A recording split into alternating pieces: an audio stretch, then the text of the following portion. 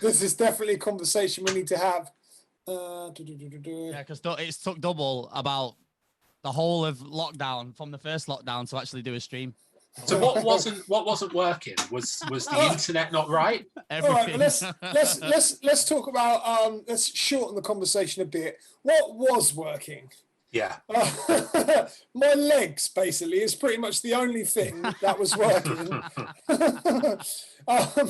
It was enough. So first of all, I was running Wi-Fi into the studio, which was it was never a problem because I don't really use the internet in the studio that much anyway. I kind of come in, record stuff, like make content, edit content, etc. And then I tried to not keep internet in it because I don't want to get distracted, and I get distracted too easily. But then when the lockdown happened and we started doing the podcast, obviously we're then using Zoom, which is using a lot more bandwidth, etc., etc. Basically, Dubl was getting stick on every episode because his internet was shocking. Right. I mean, halfway through a conversation, let's just keep it real. I just freeze, and then obviously the streaming was a thing. So the wireless internet just wasn't coping with the bandwidth. Yeah. So then I had to get the studio hardwired into the internet. But then I had that, but then I only had the one laptop, which obviously the processing power of the laptop couldn't cope with running Serato and running OBS and the visual stuff coming in and all of that. So then that was another obstacle. So I managed to get a capture card, which then didn't work. So I had to get another capture card and another machine. And bro, it's been, I won't say 12 months, but it's been a good 8 months of false starts. Damn. Yeah, I mean, it's always best to use a second computer, but that's not always simple, is it? Exactly. I think go on. Yeah, you know what?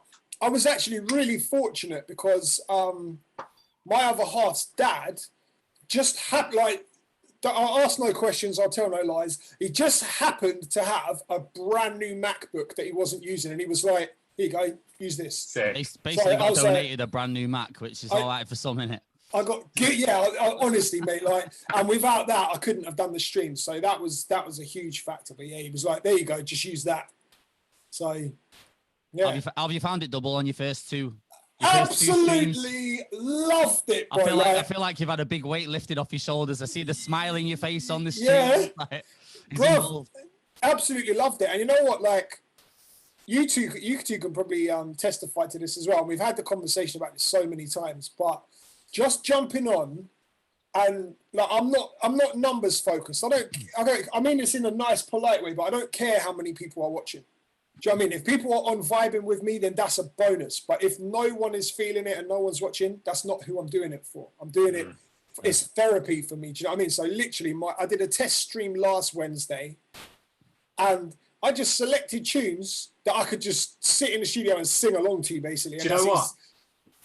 I tuned into that for a second, and you were having a great time. I can't remember the song that you were playing, but yeah, you were having a great time. And the thing is, right? Twitch, for me, if you can't go on Twitch and just play music that you love and use it purely for that, then you're never going to do that, are you? This is the time where Twitch is the platform for you to just play music that you absolutely love. And it's great to see people doing that, you know? That's the thing. It's easy to conform to like the norm when you're playing so many club sets and you don't really get to play all the stuff that you would necessarily want to play. Like with Twitch, it's kind of like the reins are off and it's just kind of go with like your own vibe. And I'm addicted to it, man. I'm hooked, guys. It's not healthy, man. Yeah. I just wasn't digging the whole Insta thing, but Twitch, like I didn't see it at first. It took me a while to grasp it. I tried to get involved last year and then I kind of jumped ship after like 2 weeks, that was a big flop on my behalf. Regret that now, don't you? I fully regret it, man. It's the one good thing to come out of this crappy year, really, is that everyone is finally jumping on Twitch. I was quite late to it. I've been producing streams at the studio last year, so okay. I've been actually doing the streaming thing, but not myself. I've only been jumping on my own Twitch for like the last month or so. So I'm pretty new to it as well, and I'm going on every Friday and just playing garage because that's how I started and that's what I love. That's it. So you started playing garage, Blakey? Yeah, and Wow. I've listened to a few of your podcasts, and I know you were the same, right? Yeah, I was hardcore with the garage. I seen an interview of yours last night. Actually, I watched it all the way through, and then the garage thing come up in conversation. I was like, wow, because the first time I heard of you was when you did the hip hop stint on 1X. I think it was. Yeah. Was it an extra talent thing that you did first? Do you know what? That was the first ever show that I did on 1Extra. So right, you're right. They invited me to do an extra talent show in 2004 after I won the UK DMCs. So I did an extra talent show, and I can't remember exactly how many, but I maybe did 2 or 3. Okay. And they were like 3 till 5 in the morning. And back in those days, you had to do it live. Oh, right. Really? Okay. Yeah. Everything was live. Yeah, everything was live. And then they offered me, they rejigged the schedule, and they offered me a show called the Hip Hop Mix Show, which ran every Monday night, Tuesday morning, 2 till 6 a.m. Got you. And I did it every other week. But we'll get into all of this stuff. But yeah, that like years before that, back in like 97, 98, which is when I first got into DJing, it was just pure garage. That's all I did. That's mad. So how did you end up from the garage to the late night graveyard hip hop show on 1Extra? Where did that? Because the same thing kind of happened to me. I was always into R&B and hip hop growing up, but like garage was just like the thing that grasped me in school. Like that was like the genre that was like doing the most at the time. And then you got like all the little MC crews in school, the little DJ cliques, and garage was kind of what I ran with. But then it just kind of fell by the wayside a little bit. And then when I started eventually trying to get into the clubs, garage wasn't really super appealing to promoters and whatnot. So I kind of just shifted it across, which is unfortunate. But how old are you, if you don't mind me asking? I'm 34, man. Cool. So I'm 35. So we're basically the same age. For me, when I was in school, we're talking when I was like 13, 14, everybody went home and listened to pirate radio. Everybody in school went and listened to pirate radio, and everyone came in, they'd all listen to the same DJs. And we all had tapes, because this was in the back in the days of tape packs, where you go to the record shops. Tape packs, wow. Yeah. Lovely. I used to buy them all.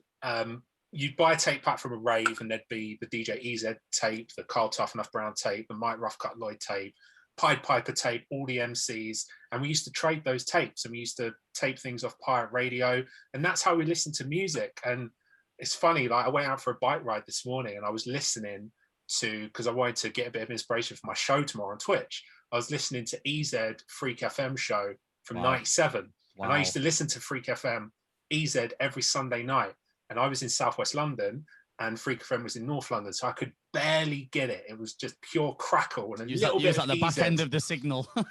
Yeah. But you know, at the risk of sounding like an old man, I miss those days. Same, man. Same. I miss going out shopping for vinyl, man. I miss going to Vinyl Exchange in town, like Fat City Records, and like the record shop owner would be like the plug. He would always we've said it before, he'd put the little white labels aside because he knew that stylist was coming in on a Monday, and he would rinse the collection. So it was always like a certified thing. But yeah, I miss them days, man. I never had that status. I was a 14, 15-year-old kid. I was a 14, 50-year-old kid going into the shop, and just like every time I asked to listen to a new record, they would just be pissed off at me. Like, oh, are you? They never said it, but they had that look that said, "Are you actually going to buy anything, mate?" Do you know what I mean? Wow. Blakey was getting no ratings. I was lucky because I was in the middle, but in my area, I feel like there wasn't that many hip hop DJs. So obviously, like the closest decent record stores to me were in Brighton. And all the guys who were like proper weighty used to go up to London. But we went to Mic Check in Brighton, it was called. And luckily, just before record shops kind of died out, I reached the level of DJ where JJ, who was the guy that owned it, used to keep a couple records under the counter for me. I feel like, in my memory, I feel like I had probably a good 6 months of that before record stores kind of disappeared. So, yeah. Yeah. I can't believe I just gave my age away on the podcast, guys. Look at Blakey's been on here 10 minutes. It's drawn me out. It's drawn me out already. We've got 100 episodes in without me giving my age away. I'm 26 for anyone that wanted to know. Beep it out, man. We're not live. Nah, it's all good. It's all good. It's all good. We don't edit the podcast. Well, we try not to. So Blakey, let's talk about your very first experience DJing. Then, like, when was the first time you touched the decks? So my brother, who is 2 years older than me, I can't remember how old I was. I reckon I was about 13, maybe even younger. And my brother was into garage, and so were all his friends. And they decided to go like 3 or 4 ways on a pair of decks. And those decks, they were just belt drives, but those decks lived at a friend of his place. And I went there, and I was already into garage music, and I'd never seen decks. I'd never really seen any DJ, and I'd been listening to DJs on pirate radio, and I was just mesmerized by it. And it was from that moment that I wanted to do it more, but I couldn't. My mum couldn't get me decks at that point, so I used to just go around there and use theirs and annoy them all the time. And yeah, my mum then eventually managed to get me some decks for my 12th or 13th birthday. I can't remember. Newmark Blue Dogs, you know, that DJ in a box pack that came with like rubbish headphones, terrible 2-channel mixer. It's like an Argos special, isn't it? Straight out the catalogue, that kind of job. Yeah, it was rubbish, but I loved it. Like, they were my pride and joy for like 2 or 3 years. And I caught the tail end of going to record stores. I was going to record shops. I went to Slamming Vinyl in Kingston, like every weekend, and mastered those decks. Like, did what I could with those decks. There were the decks where if you were doing a mix and you needed to speed it up, you give it a little push and you just lost control of it immediately. They were so flyweight, you could literally just push it around with your finger. Wow. Yeah. And I had those decks. I must have had those decks for like 2 or 3 years. So I think that was 1997. And so I was into garage all the way through to about 2000. And I did 1 or 2 very small kind of youth club gigs back when I was young. But other than that, I just used to DJ in my bedroom and at the local youth club. But whenever there was like a youth club party on, I would DJ there. I DJ'd at my school prom in 2000. So I did a little bit, but I was basically all in my bedroom. This is actually crazy, right? Because see Blakey's story there, it's literally identical to the way I came through. Identical. I begged for decks for like 2-3 years from like the age of 12, 13. I would never get them. I think my mum thought it was just going to be like a fad.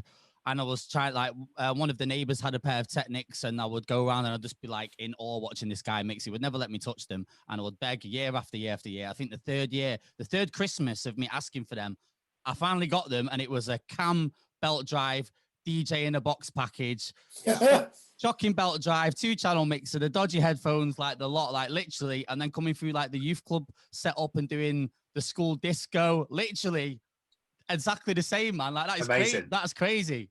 Did your local youth club have Technics turntables? No, they didn't have Technics. They had I think they were Gemini something and others. They were quite popular at the time.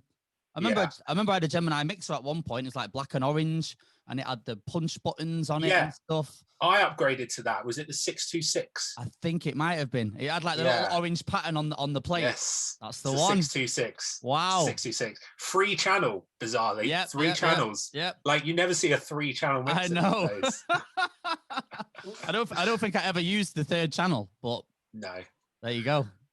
But yeah, I was lucky enough that my local youth club had Technics, so I could go there and just, salivate over these Technics. It took years to get them, and like, I upgraded to a new mixer. Like, I kind of lose track of time around here, but I do know that I managed to upgrade to one Technics 1200, and I got rid of both of my old turntables. So for about 6 months to a year, I just had one Technics turntable and a crappy mixer.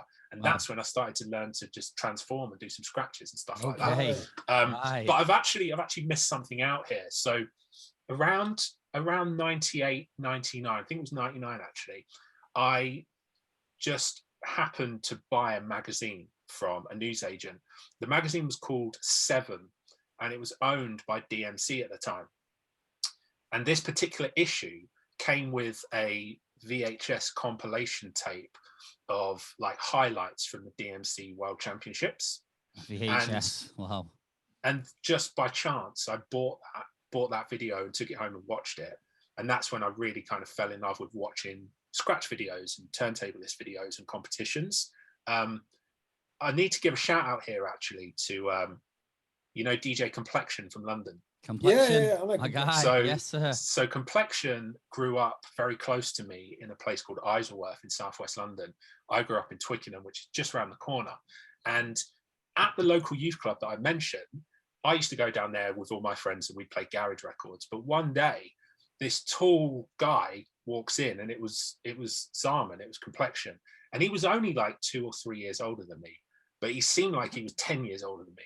And he came in, and I think he put on like Simon Says instrumental and just started cutting on the right-hand side. That's sick. Complexion's been flexing from early.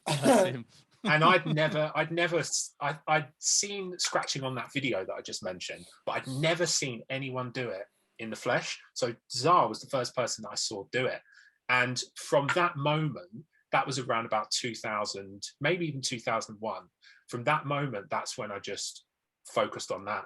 And garage had kind of gone out.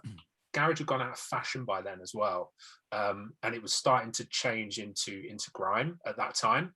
And I just dropped that and just focused on hip hop. But I never lost the love for garage. I still love it. Was that by pure chance then you started the scratching thing because you only had the one deck? Did it kind of force your hand to just be like, I've got one. What can I do with this? I know. We'll start scratching now. Kind of, yeah. I'd already watched those videos, but I knew that I wasn't gonna ever be able to get a full Technic setup. It would have cost too much money back then. So I managed to get my mum to kindly buy me one turntable for my birthday, which was a lot for her back then. And I'm like eternally grateful that she did that, because it also made me appreciate it more. I only had one, had to look after it. And I felt like I've got to learn how to use this thing properly. So I just learned to do simple scratches, transforms. I'd already been transforming with garage music. Do you remember a track called Dangerous by Sane People? You'll know it if you heard it. You'll definitely know it if you heard it. Okay. Just before the drop, there is this sound that's really it's kind of like the R scratch sound that everybody uses. And I used to just learn to transform with that on those belt drives. So as soon as I got a Technics turntable, I couldn't believe the control you had over it. I was about to say, if you learn to scratch on a belt drive, like if you can handle that, like surely the transition over, you must have been like, wow. Yeah, it was great. Like I was in heaven with that turntable, honestly. Like it's literally all I did is use the turntables. I hardly did anything else. It was great. Did it take you a while to pick up the scratching stuff? Because I know some people pick it up quicker than others. Some of the like geniuses straight from the off, and then others it's just like repetitive practice. Is it something you kind of want to straight away, or because you was pretty young when you started scratching, really, wasn't you? Yeah, I think that helped. I think it's an old cliche, but I think you do learn quicker when you're younger, and I definitely did. Like when I try and learn new scratch patterns now, it takes a lot longer to go in, whereas back then it did seem to go in pretty quickly. But I did practice literally 6 hours. I was going to say the difference at that age as well is you can put the practice hours in. I used to come home from school, because I never, until probably my late teens, I never had a games console. So I used to come home from school and just get on the decks, like literally probably 4 or 5 hours a day on the turntables. Like back then, once you finish school, you can just focus just on your hobby, innit? Just doing it. It was the excitement as well, bro, of being in school, man, knowing that you've got the decks at home, and it was different when you were younger. Like you were just gassed to get home and switch the decks on. I wouldn't even say hello to my parents and be in, up to the bedroom, door shut. Yeah. Shout me when tea's ready, yeah. Stylus, I've got a question for you. What was the first garage record that you bought? Can you remember? Wow. Jesus, I've never actually been asked this before. First garage record. Oh, bloody hell, do you know what? I have no idea. I thought this is meant to be a question that all DJs can answer. It should be. I don't think my first vinyl was a garage vinyl. Right. It was I was given the Michael Jackson Bad LP. Yeah. When I was like 2011, and I've still got it. It's still in the wrapper and everything. Like it's probably worth a mint now. Could buy a house with that, bro. but garage wise, record wise, God, I have no idea, which is absolutely shocking. I ended up with so many garage records. They just kind of all just blended into one. I'm old now, man. My brain's frazzled, Blakey. Have you kept all the old garage vinyl? I only kept a handful of them. I sold my vinyl collection. I did the same. I mean, not my whole collection, but I sold a lot of my handful. Garage vinyl. Yeah, so I'm kind of. Do you know what? The other day I said to the missus, I was like, I think I regret selling my vinyls, man. Like, I got rid of my whole collection, but I was just hoarding them. They're stored under my dad's stairs in my old house, and I'd ripped most of them to MP3. So I was like, do we really need them? Technology is moving faster than ever. Am I really ever going to use these again? Obviously, sentimental value and stuff, but yeah, I ended up parting ways with mine, which is unfortunate. But first garage record, no idea, man. What about yourself? Can you remember? Yeah, I can. My first one was by Todd Edwards, and it was called Never Far From You. Wow. It's one of my favorite garage tracks still. And actually, when I bought that, it was before I had those belt drive decks. I had a handful, like literally that many records before I got decks that I used to play on top of this Alba Hi-Fi, you know, when they had those record players on top. The table. Yeah. Wow. With the dodgy stylus, the little red one. Yeah, and you'd close the lid and the record just fit perfectly. And it was like, the record was bigger than the Hi-Fi. It had those holes, so it could... Mad. So, Blakey, we just touched on it briefly regarding the DMC. For the people that don't know, you actually won the UK DMC in, was it 2004? That's right, yeah, 17 years ago. I was about to say, so you must have been... Age 6. Like... super young. That must have been a record, surely. I was about to say, like, is that normal in the DMC? Because is that young? Like, I'm not fully tapped into the DMC. I know of it, and I kind of see what was going on. But was that kind of normal for someone so young to come in and not just enter, but to win it? It was slightly abnormal, but not as abnormal as you'd think, because I won the UK's in 2004. But I'd actually entered the DMCs in 2001, 2, and 3. So the first time I entered was 2001, and I was 15. Now that was quite unique. Obviously, that's really young.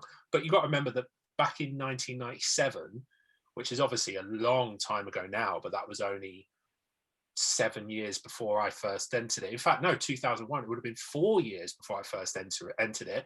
A-Track had won the world final in 97 at age 15. He'd won the world final at age 15. So it wasn't unheard of.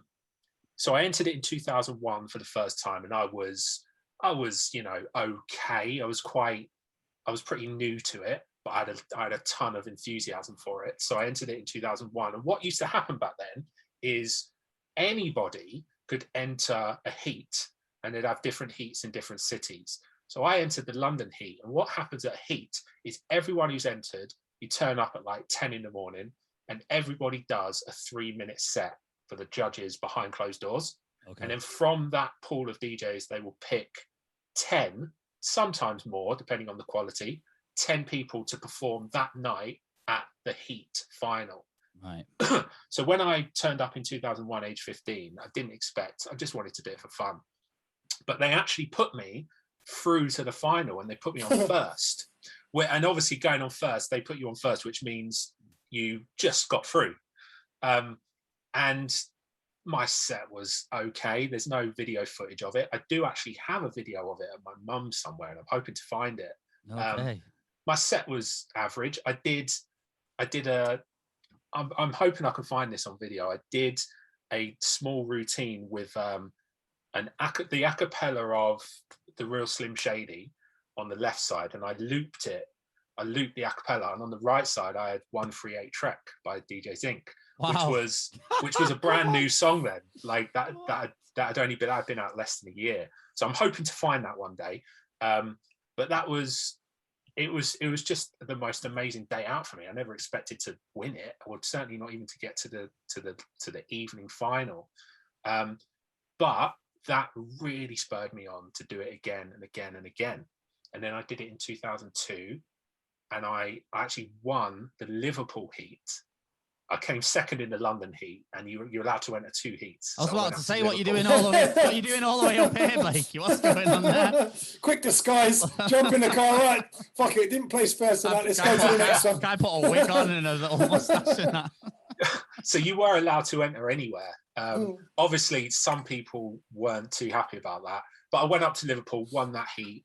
And then I was in the UK final, and that was just like a dream come true. Like, to make it, when you make it to the UK final, you make it to the video that everybody watches. And I can't even imagine how many hours I'd spent watching DMC VHS videos up until that point. So that was just like, that was a dream come true just to get there.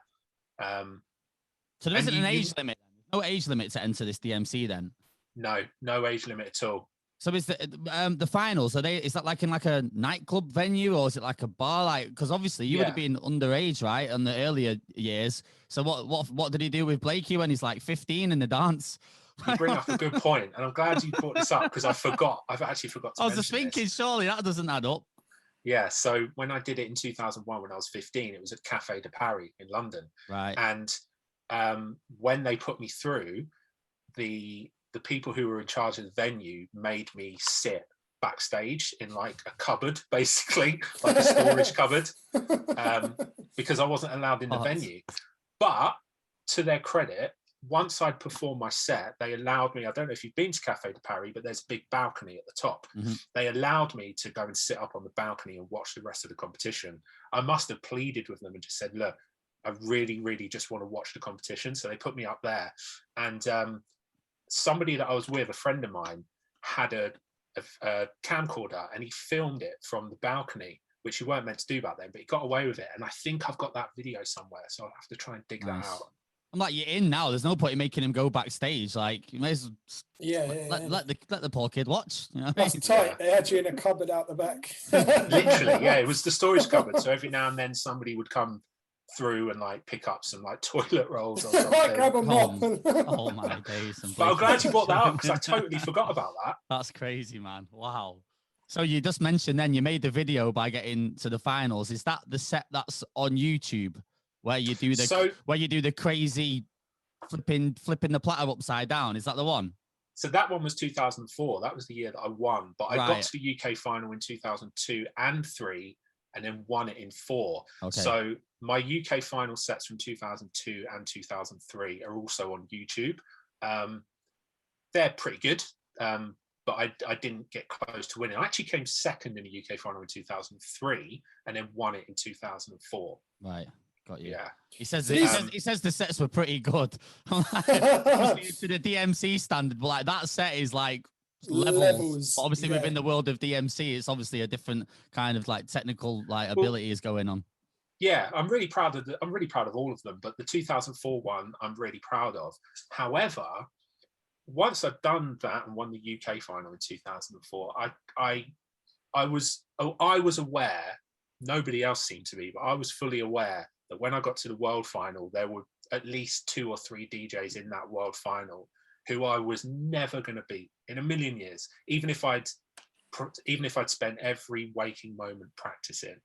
I knew I wasn't going to beat them. And those 2 DJs were DJ Rafik from Germany, who is just animal, a don, and the guy that won it was a guy from America called I Emerge, who was incredible. But he kind of appeared on the battle scene around 2002 and then vanished 3 or 4 years later, and I've got no idea what he's up to now, but he was sick. So I was never going to beat either of those 2, and I actually came 4th in the world final, which I'm really proud of, because that was about as best as I could possibly have done in the world final. So I'm really proud of that. That is sick. So the world final was the year after you won the UK. So the world final was 2 months after the UK final. 2 months after. Wow. Okay. Yeah. Bro, that is sick, man. To win the UK one and then come 4th, like that is at that age as well. Like that's crazy, man. Yeah, I was 19 when that happened in 2004. Yeah. So yeah, really young, and like strange feeling to finally get something that you've wanted for so long. Obviously, it's amazing, but it's a strange feeling to achieve this thing you've worked so hard for, and then you have to find yourself a new goal, or sometimes you struggle and you don't have a goal for a bit, you know? It's a little bit of an anticlimax. Like, I'm here now, I've won it. Like, what now? Like, I'm here, I've arrived. It was a little bit, but more than that, I had lost this focus and ambition for this thing that I was trying to get. So that was kind of the hardest thing to deal with, because being 19 years old, I had no life experience. I had no life skills at all.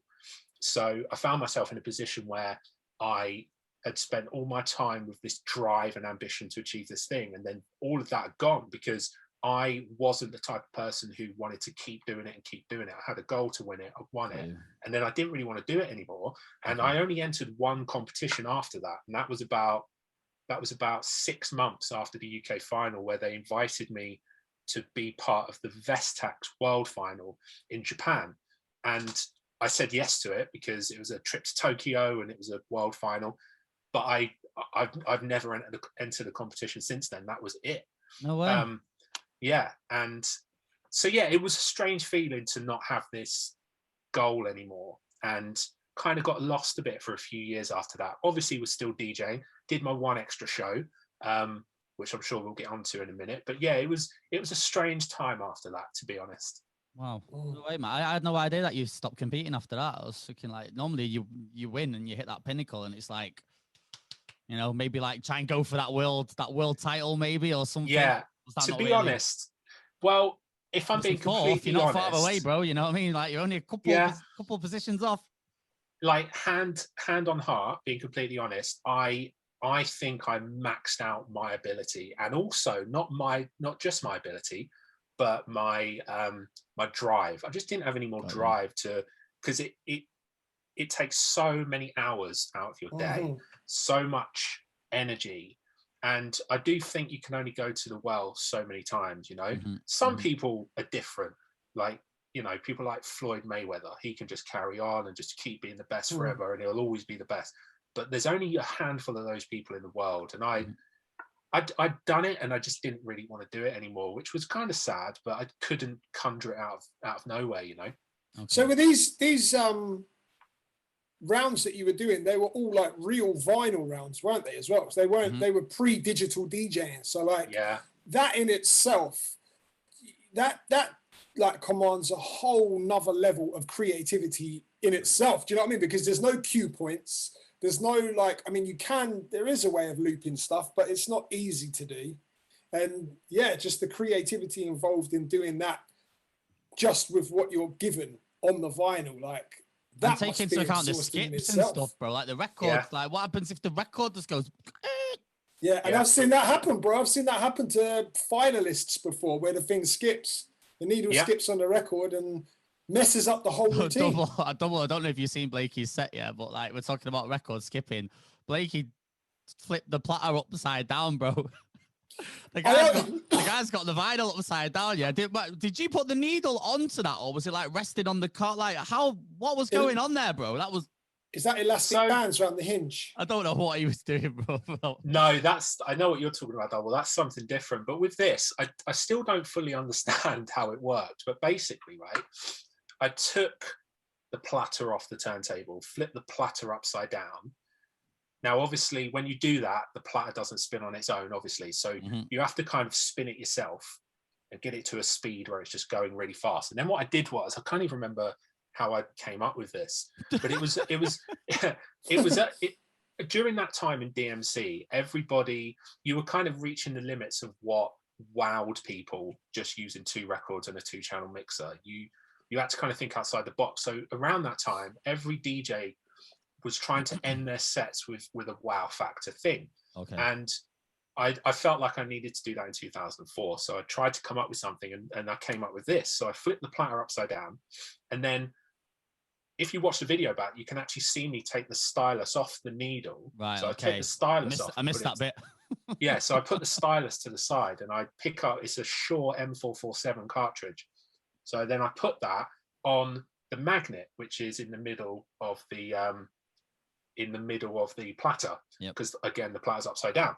So I found that when I put the cartridge on the platter, it sticks to it via like it's magnetic, sticks to it. Right, And if you're and if the platter is spinning enough, it basically produces this like really heavy, grimy, dubsteppy, whoopy bass. It's like a yeah, exactly. so and thick.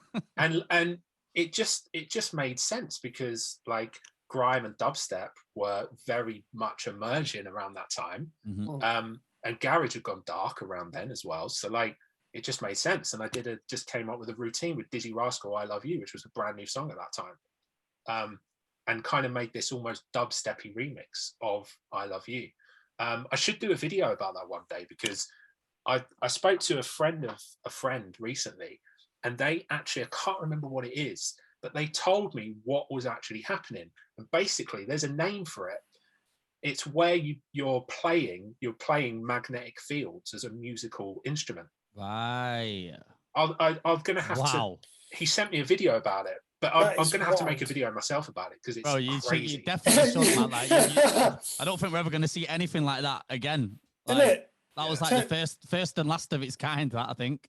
Yeah, turned a winning routine into a physics experiment live on stage. That's crazy. I feel like what you brought to the DMC as well, Blakey, it was like when I watched your final set and like you're playing stuff like Justin Timberlake, Rock Your Body and stuff. Like, was that heard of in the DMC? Because it's like, I feel like whenever I've watched stuff, it's like technical and like instrumentals and like more techie stuff. Like, did people really go with that approach? Was that something new at the time? And what did people make of it? Like, was it frowned upon or were people digging it? It was frowned upon, like without doubt, wow. by the other DJs, because like, you know, you've got to remember that it's a very kind of underground thing according to the DJs at the time. So the thing is, I tried to move away from everybody playing. A lot of the DJs weren't even playing music. They were just doing 6-minute routines with battle records. And I hated that. I used to practice with battle records, but the idea that there's this crowd of 1,000 people in front of you and you're letting scratch sentences play for 30 seconds, it used to really annoy me. It was like, there's a crowd in front of you that you've got to entertain on some level. And the thinking behind using big records was simply that if I'm using a big record, the crowd know that record, so then it's going to help them understand what I'm doing with it because they know what it sounded like before. So me flipping it makes them think, oh man, he's made that song that I know sound like that. It's just a way of including the crowd a bit more. And bizarrely, nobody saw that back then. Nobody used to really care about that. And yeah, all of my DMC sets, I tried to use records that people knew. And obviously with like Red Bull Freestyle, like that's normal now, as it should be, because DJing has to include the crowd. It can't be for the DJ and his friends behind him, you know? I was about to say, I felt like you brought that Red Bull Freestyle energy to the DMC, like way before like the Red Bull thing was a thing. Have you thought about maybe doing the Red Bull, or is like the competing side fully on the back burner now? Would you step back into the ring? I have thought about it, definitely. But the thing is, I haven't done this for a while, but about 8 or 9 years ago, I did think about entering it, and I started to put a routine together, and I quickly abandoned that idea because I know how much needs to go into that, and I don't know if I've got that. You never know, though. One day I might decide to do something like that again. We were talking earlier about how much practice it takes, or how much practice it took back then to do the DMCs because you're using real vinyl. And I think having the technology there to help you today would drastically cut down the practice time and the dedication, but you would still, if I was to do it, it would have to be something that I'm 100% in, and not just something I'm doing, you know, for a laugh. I really want to do it to win it. And there's some sick DJs out there, you know, like young, hungry DJs who understand 100%. Today's music. So I don't know. Maybe I feel like they're getting younger as well now, man. I'm seeing like 13-year-old like girls going ham on Instagram, like 10-year-old kids. I'm like, the age is getting younger and younger, but the talent and skill the level seems to be getting higher. I don't know if that's because of the technology and like the access that people have now, but yeah, it's it's a competitive It's probably, industry, you know man. what? It's probably a mixture of, they're probably people whose dads or mums are DJs and then getting them into it. Same way that a lot of people that we know started because their parents were DJs, but we're seeing it now early because of social media. And they're picking up the skills and the techers because of the technology available. But I don't want to say there's less skill involved, but it's easier for a very young person to use the technology, controllers, cue points, buttons and stuff, than it would be to have the precision of like a needle and actually scratching without jumping the needle and stuff. That's a lot easier these days. But yeah, there's some very, very creative, extremely young people out there. Like, I feel like the program different, man. The people that do these DMC Red Bull sets, like, they're just not your ordinary DJs. Like the brain, like the process behind putting like something like that together. Like, how do you approach it, Blakey? Like, how do you approach a set like that? Like with so much music and like, I don't know, man. Like, it's not something I've ever thought about getting into. But then when I watch them all the time, I think, boy, the way they put these things together, like the process is different. Well, one thing I would say about that, and this is advice to anyone who's trying to make routines, I always found it very helpful if I had an idea for the routine in my head before I actually started using the music. So this probably comes from back in the day where you had to go out and buy the records and buy 2 of them. But like, I always found that if I just got 2 songs, put them on the decks and tried to force something, it would never work. So like that Justin Timberlake routine, for instance, that I did in 2004, I kind of thought about the patterns in my head and thought, will they work with the beat structure, the sounds, all of that stuff before I did it? And then it managed to work. So I think it takes mental preparation and then actually trying to construct it to make something work. Because if you just take 2 songs and put them on the decks and try and make a routine, you're kind of shooting in the dark, you know? There's a case of building the process up before you even turn the decks on. So when you get the ingredients ready, so when, you know, as soon as you turn it on, you can kind of start sprinkling everything together. Yeah. Sick. But like, obviously these days, you know, you can just edit the song that you're making a routine with. So there's a lot more that you can do now. But yeah, and I still have that mentality today. Like if I do make a routine, because I do still every now and then for like the Serato channel and that kind of thing, I always think it through in my head first. And that's probably just because that's how I learned, you know? How did the DMC help like shape your career going forward after that? Obviously winning it so young, like did it help propel you in any way? Like did you get much traction off the back of it? Like what happened after you won the DMC? Like you say, you stopped competing. Where did the road kind of take you after that? Well, one of the reasons that I stopped competing was also because I knew that once I won the UK DMCs, I knew that it would massively help my career. So I knew, and still to this day, it's like a huge badge of honor that I, you know, wear proudly and opens doors for me and has done ever since 2004. But the DMCs, that's why I got the 1 extra gig, because I remember there were 2 producers down there doing a segment for Rodney and Skits' show. And I got chatting to them and they invited me down to do a pilot. And that's when, actually, they invited me down to do Extra Talent first.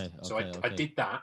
And then they offered me a pilot, which was obviously not on air. It was just me in a room doing a show because they were looking for a new presenter. And then they offered me the hip hop mix show, which was every 2 weeks. And that lasted for a year, 2 till 6 in the morning. And like I said earlier, that was when it was live. And back in those days, Manny Norte, this was before the mix show came in. Manny Norte used to do 2 till 6 Monday to Friday, 2 till 6 a.m. Monday to Friday, live. Wow. Done. What, on 1 extra? Wow. Yeah. I didn't know.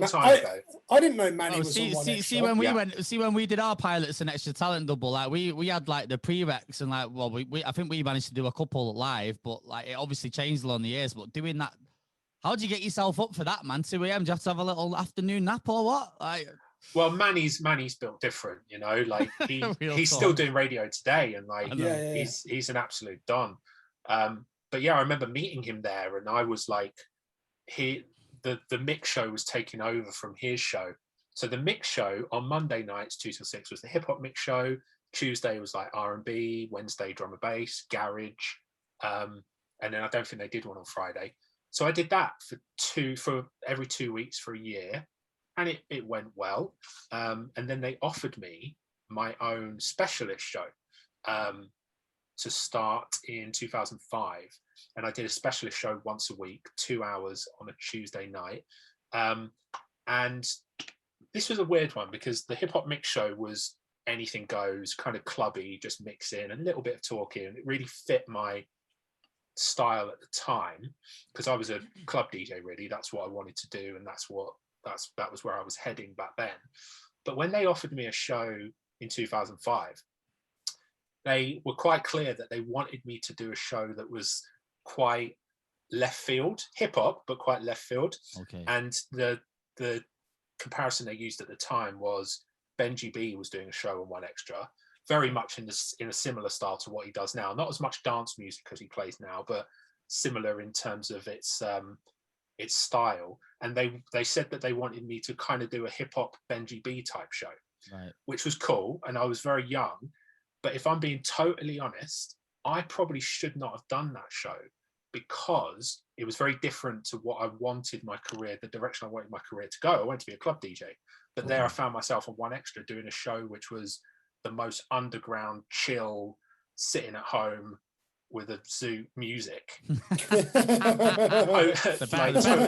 best kind of shows.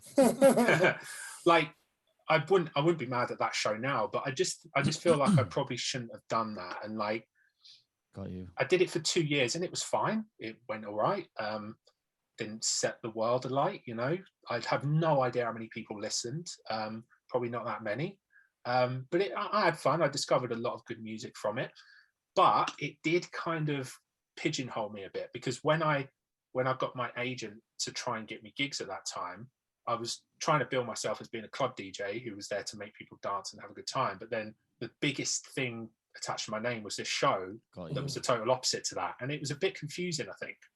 Was that because obviously at the time it's One Extra is coming through strong, they're offering a show? Was it a case of I can't say no to this? Of course. Like let's give it a try.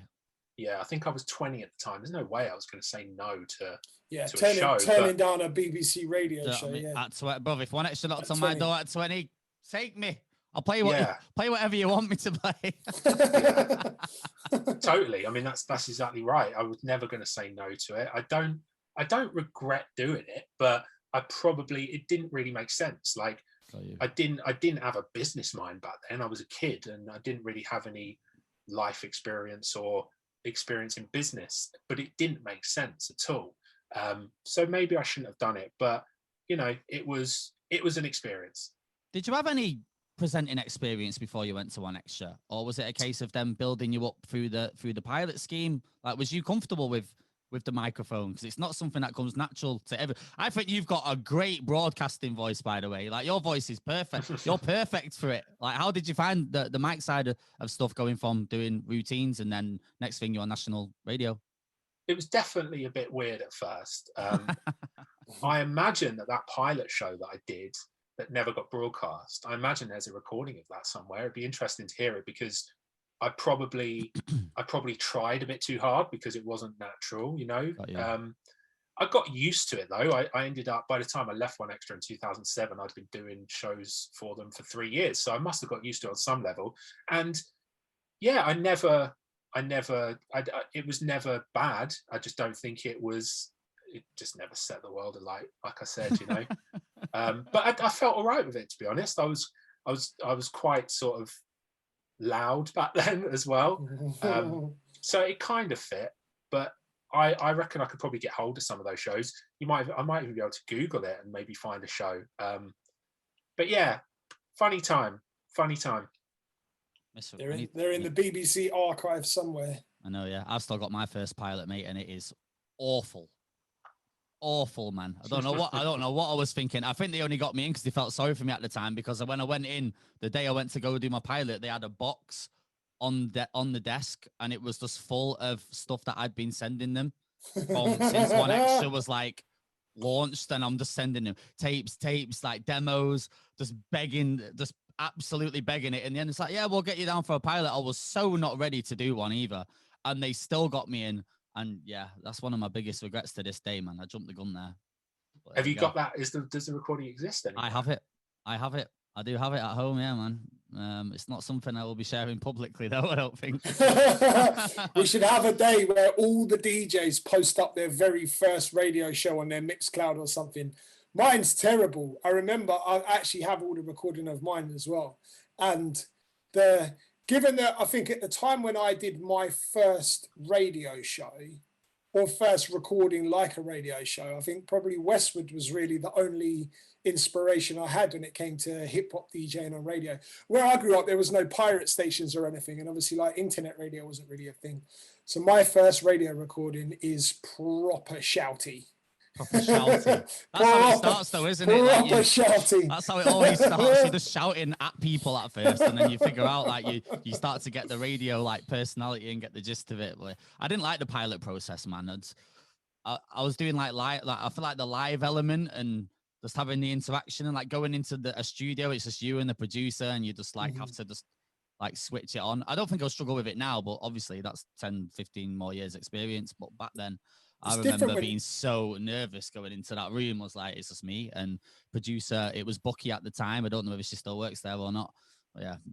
It's different. Bucky, yeah. Though, isn't it? You remember Bucky? A girl called Bucky. Yeah, One Extra. Yeah. Yeah, that was her. So that was who initially got me in. So she was my first in back in the Bucky days. was nice. She was one of the good people there. She was cool, man. Yeah, she definitely felt sorry for me, man. But no, live recordings hit differently, man. Like I work very well under pressure. So like when it comes to I feel like when it comes to a live broadcast, and I did find this as well when I was doing radio, my live shows were always better than my pre-rec shows because it's just, I feel like, right, okay, well, there's no second take. Like you mess up on air, if you forget what you're saying halfway through a sentence, like you've got ears listening to you right now. You can't splice that gap out and edit it. I feel like when I have to think about stuff, it's not as natural. Like when I just let it go. Yeah, and I get into my presenter bag properly then. But the minute I start after overthinking too much, I'm start stuttering in that. Anyway, it's mad because everyone's on Twitch now. Everyone's presenting their own streams. Like everybody is getting comfortable with the microphone, and yeah, even people that I've never ever heard use the microphone are now on Twitch presenting their own streams. And I think it's amazing, man. It's great. It's great to see. Yeah, I actually hadn't used the mic since the radio days. Wow. And then I started using it on Twitch, and it was a little bit weird at first. But once you've got people in the chat and you're actually, like, as you guys know, Twitch is all about the chat. If there's nothing happening in the chat, it's kind of dull, to actually DJ. But once you've got people in the chat, I got on the mic and started talking to the chat, and it felt great. Like I really enjoyed it. So I'm looking forward to doing it more. Are you digging the whole Twitch movement now, Blakey? Are you involved? I locked into one of yours the other day. It's got you had the green screen, all the patterns going on. Yeah. Come on. So I'm doing it from home, and I'm renting a place with my girlfriend, and the wallpaper in the living room is horrendous. We need to change it. So I had to get a green screen. Honestly, it's the worst wallpaper I've ever seen in my life. It's yellow, no big deal. Yellow's okay, but it's got this like silver pattern of flowers over it. Oh, Lord. Again, not too bad, but the worst thing about it is the flowers silver bit is shiny. Got you. Oh, nice. It's horrible. So anyway, I had to get a green screen. It would be nice to just have something else behind me. But yeah, the green screen is cool. That's a learning curve, but I've managed to crack that one. And all of the patterns and the backgrounds I use are actually on the Serato website for free. So you can just go and download those. Oh, there you go. Yeah, I might actually do that. I'm going to start. There's some good ones, man. I downloaded a heap of them off the website, and you've got like the city lightscapes and a few of the other like funky, more psychedelic patterns and a few other bits. Good stuff, man. I've not used any yet. I'm trying to stay away from the green screen.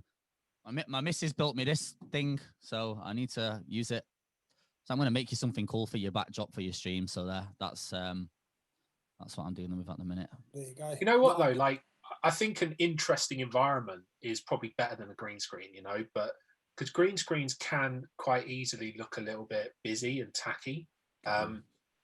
It's a learning curve, man. But once you've got some good backgrounds, it looks pretty cool. But we've got the studio in London, and we've got that huge Serato canvas in the background, and I think that looks great. So we have a green screen at the studio, but we've got both options, and I think both look good, you know.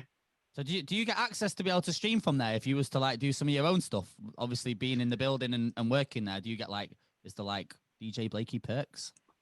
Yeah, I probably will do some streams from there, but one of the reasons that I've started doing this stuff on Twitch myself is because I'm going to start doing a regular stream on the Serato channel. That probably won't start until May, and it will probably be once every 1 or 2 weeks.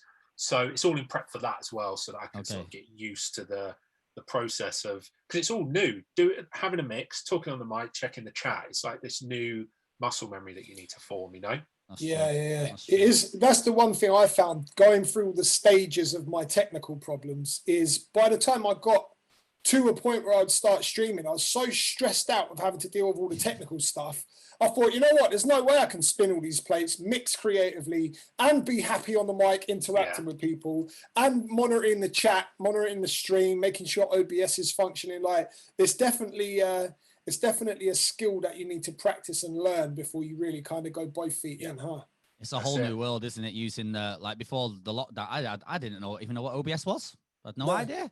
Never mind Twitch and capture cards. Like I'm finding out about this company called Elgato and all these. I'm thinking, boy, we're stepping into a new domain now. This is yeah. I really do think that streaming's here to stay, though. I don't see it going anywhere, and I think I've noticed in the last 4 or 5 months there have been so many DJs who weren't making the jump, myself included, who have now made the jump to Twitch. And one part of my job for Serato is to try and help demystify streaming for DJs, because I think it can be a little bit intimidating. But now you both know that OBS is so easy to use. It is really easy, man. And it's free as well. Like this is the mad thing. Like, I didn't pay a penny for it, and there's this program that sits on the spare Mac that I've got and just sorts everything out for me. Like, it's amazing, isn't it? Like OBS and Zoom, 2 best apps of the last 12 months, you know. Literally, if there was an App of the Year awards, they'd be up there at the top. I'm giving OBS the trophy. OBS is getting in first place because Zoom you have to pay for if you want more than 2 people in the chat. But yeah, OBS gets the first place for me. And all you really need to stream is an iPhone. You download one of the camera apps. There's one called Epoch Cam. You can use the OBS camera app, and there's your camera. You know, you don't necessarily need a tripod. You just need to like put it on something that's stable. Have OBS, and then if you're using a separate laptop, great, use a sound card to get the sound in. But what we've done at Serato is we've allowed you to now share the audio from Serato with other applications. So if you wanted to stream and use Serato on the same laptop, all you need to do is check a box.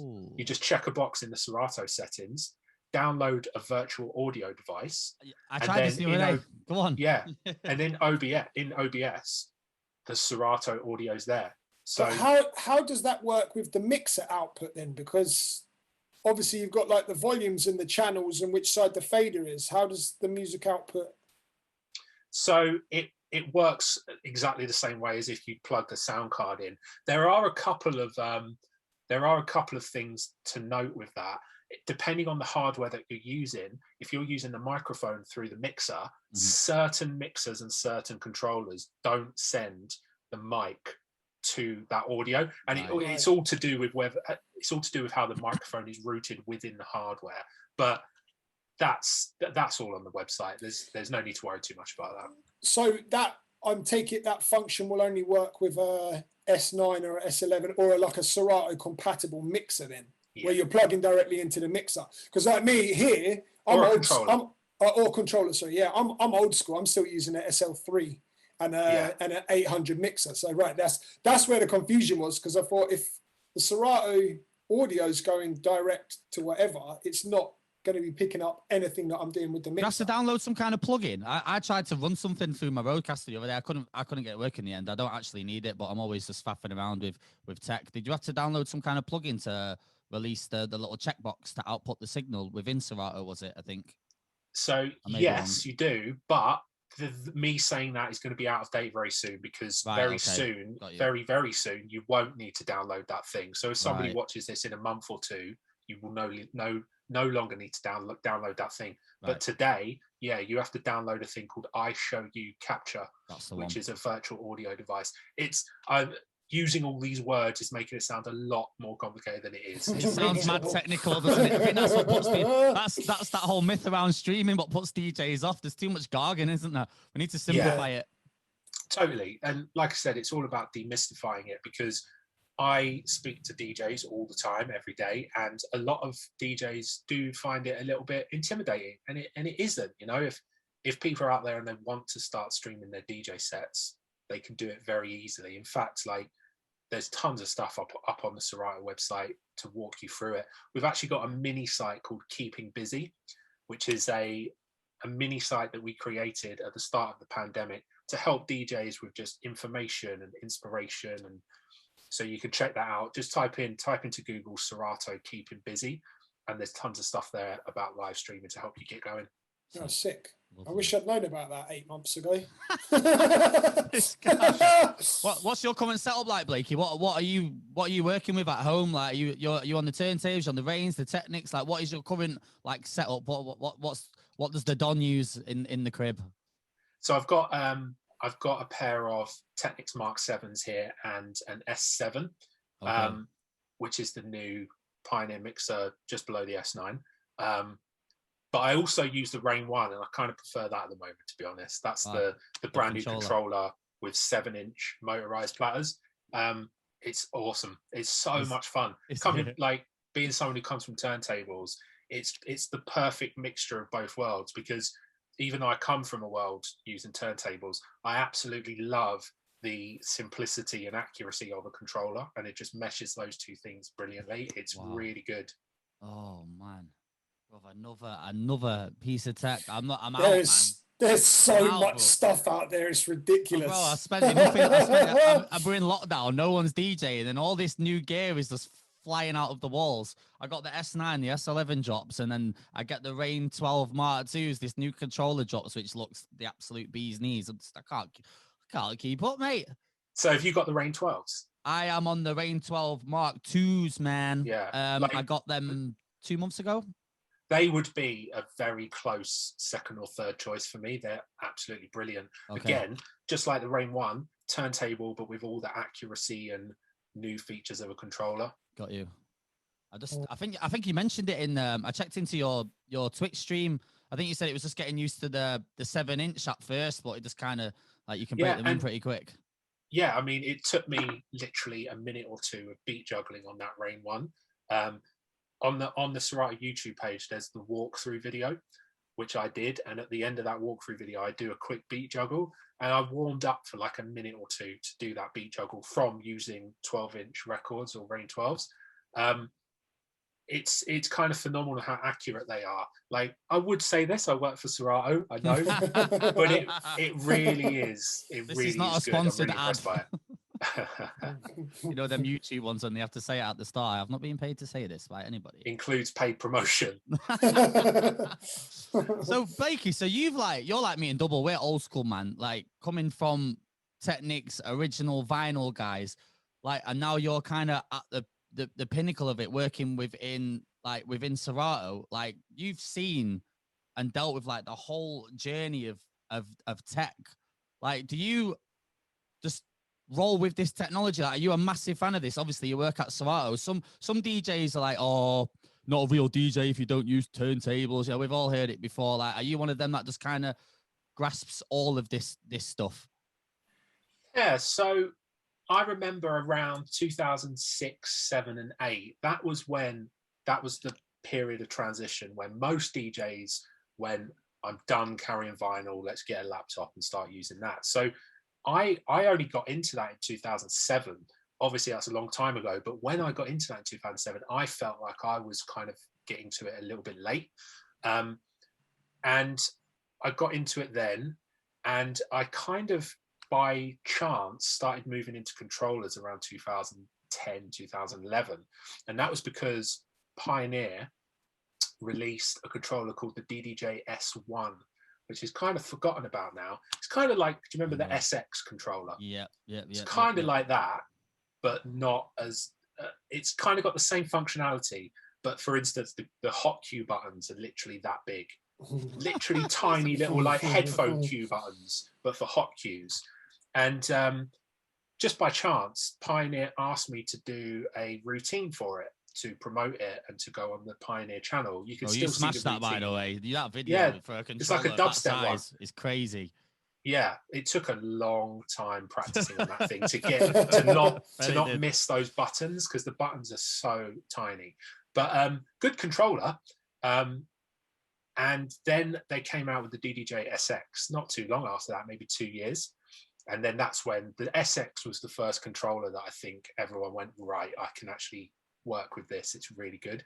And I just fell in love with using controllers and moving on with technology. So I'm very lucky that I got into it around that time, because then obviously that put me in good footing to get the Serato job. And so yeah, I've just kept up with technology because I've always enjoyed using it, and I loved how it simplified it and allowed you to focus on more important things like working out what song to play, or rather than focusing all your attention on just beat matching and that kind of thing, which I'd spent many years doing, and I can still do, not quite as good as I used to, but I can still do it.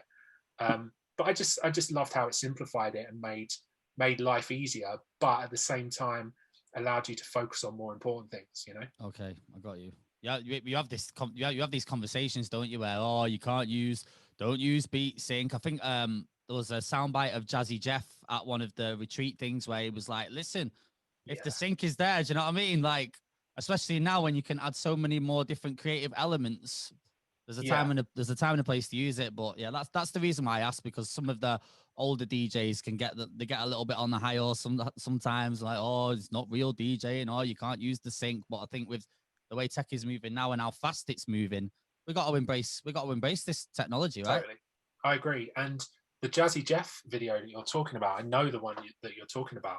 He not only says if it's there, use it, but he makes the point of nobody cares if you are or you aren't. Stop. And he's like, he gets angry, doesn't he, man? I'm thinking he's about to put it on people. Yeah. And he's like, stop worrying about shit that no one else cares about. The people that you're playing to do not care. And he's so right. It's true. I couldn't agree more. You know, if you want to use it, use it. If you don't want to use it, don't use it. But don't think it matters. Exactly. Do you think that's a good thing or a bad thing, though? Because I feel like, in my experience, in the early days when I first started playing in clubs, I really genuinely feel like the people that I was playing to cared if the DJ was good. Like, I made a lot of friends in those early days. I was playing in a very small club in Brighton, and I was doing the warm-up slot as well. So it was very easy to get to know a lot of the people in the club because they were regulars. But the thing about me was I made a point of wanting and working to be the best in the area. And I think that showed in my output of my club sets, my track selection. Everything I did was like, I'm going to be the best. That was the goal. And I feel like back then, the customers noticed and cared and embraced me for it. Whereas other DJs that were a bit sloppy back then didn't have the longevity and faded out. Whereas now it's exactly like you say, no one cares. Yeah. But I don't necessarily think that's a good thing. I think it's caring if someone's good or caring if they're using the sync. Like, you can use the sync and turn up. But whether they're thinking about the tools that you're actually using, I don't think they care about that.